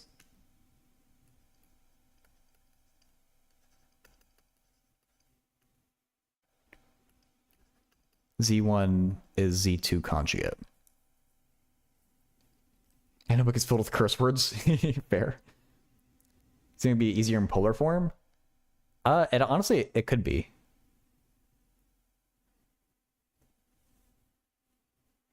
Okay. Thanks for the help there, Melind, Bob, Slim. Bittersweet night, you're going to sleep. All right, see you, Lucas. Okay, probably wrap up the day. Let's read Destin's question. I feel like if Destin asked me a question, I probably can't do it, but let's at least read it. We can do that much.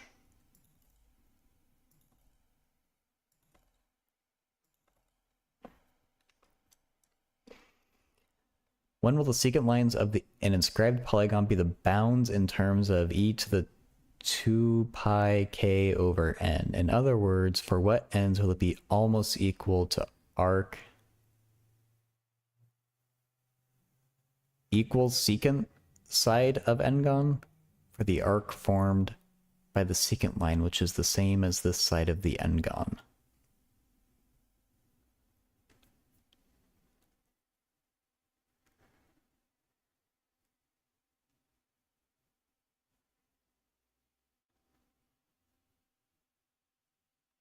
Are you are you trying to like approximate are you drawing polygons inside of a circle here? So I don't understand. Okay.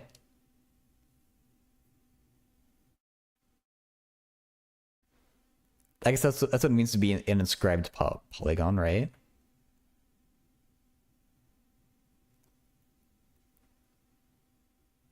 And so you're trying to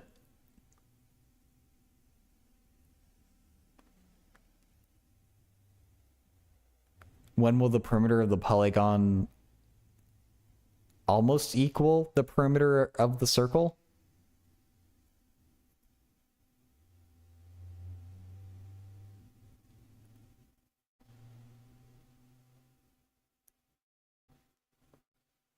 I mean, I think it's an approximation thing. Like, you have to let n go to infinity for it to be exactly equal.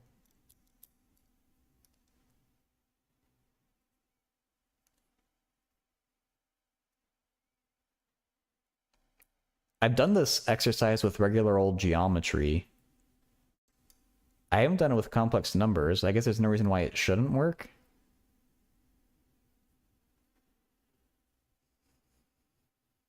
The grid problem? Yeah, we solved it at SB.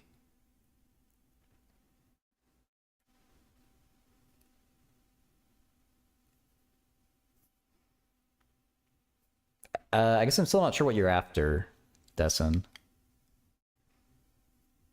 Like, you just want to use complex numbers to represent the inscribed n-gon? And just show that you get the perimeter of a circle as the number of sides goes.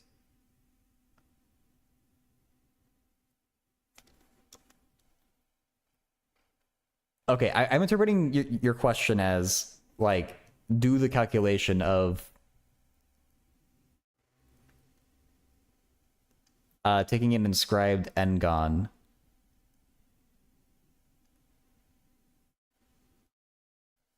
find its perimeter in terms of n, and then take the limit as n goes to infinity.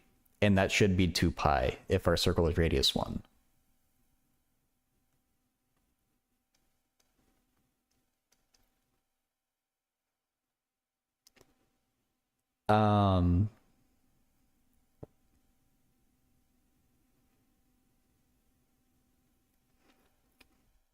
And so the perimeter of the n-gon SB, if you just write out the first like 8 or so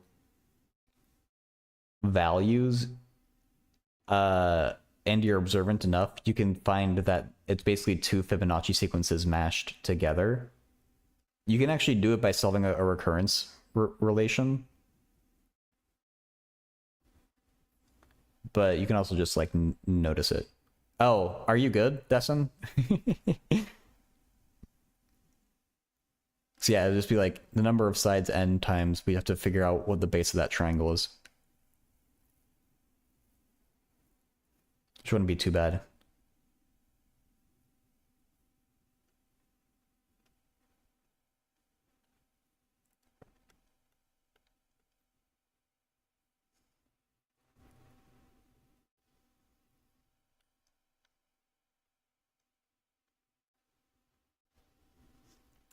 Syntax.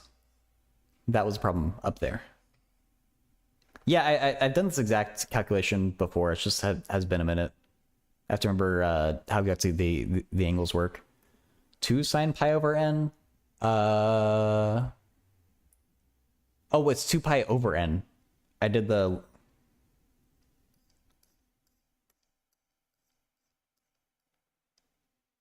Oh yeah, Bob, I did change my name. That was like a few weeks ago now.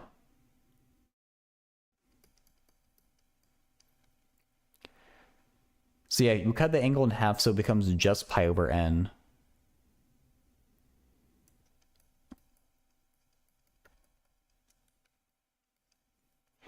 There is no finite for which the chord length exactly equals the arc length. Yeah, I agree with Milland as well.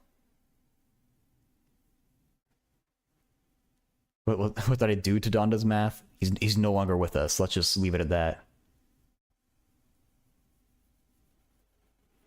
What level tools are current installation? I mean, some people learn it as early as like high school when they're like a teenager. I don't remember ever being. I probably was taught them at some point.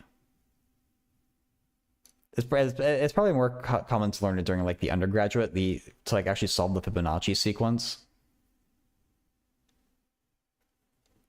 It depends how deep you go into recurrence relations. You can introduce them pretty early, but like to do something with like the Fibonacci sequence maybe is a little bit harder.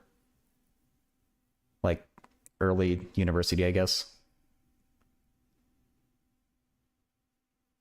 Is this our entire perimeter here? I think it is. Yeah, it's kind of a discrete math thing.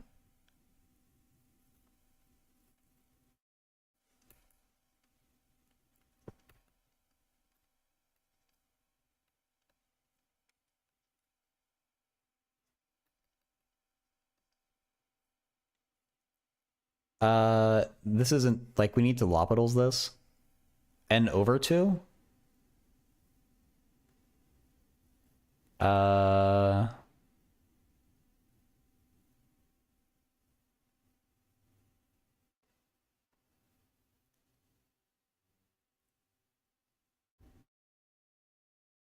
Wait, I'm doing perimeter, Bob. I'm not doing area.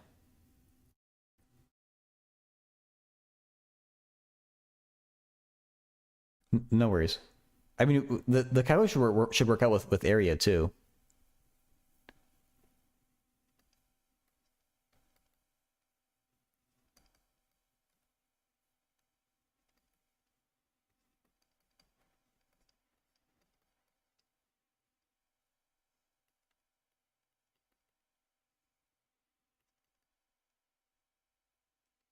How did I get the side? I made that right triangle where this part is half the base of that triangle. And the angle right there is pi over n. Prove the area of the circle? Yeah.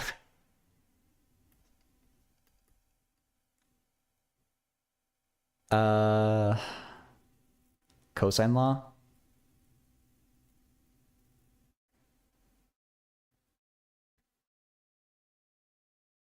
Oh, okay. So I think we're fine.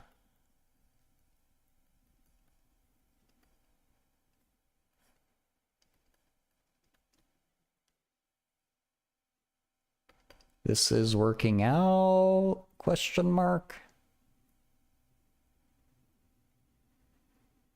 It sure is.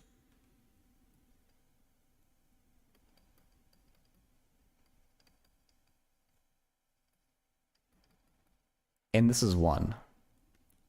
So we get 2 pi. Hell yeah. Look at us go.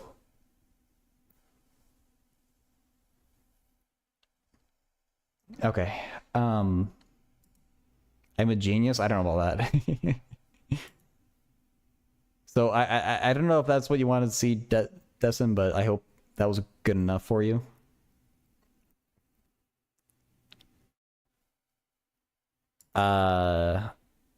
I think I want to wrap things up though. Chess stick, you're asking to prove Gauss's sum basically. You probably need to do that by induction. I want to wrap the stream up though, and induction proof will take a little bit longer than I want to do.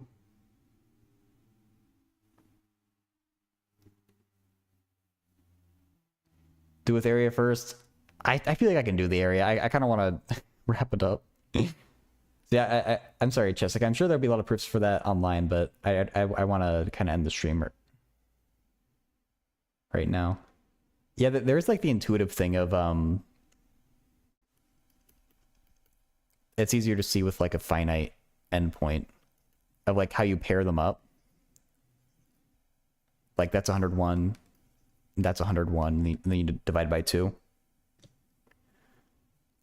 Cold Saga Roman, hey, or Rome, right?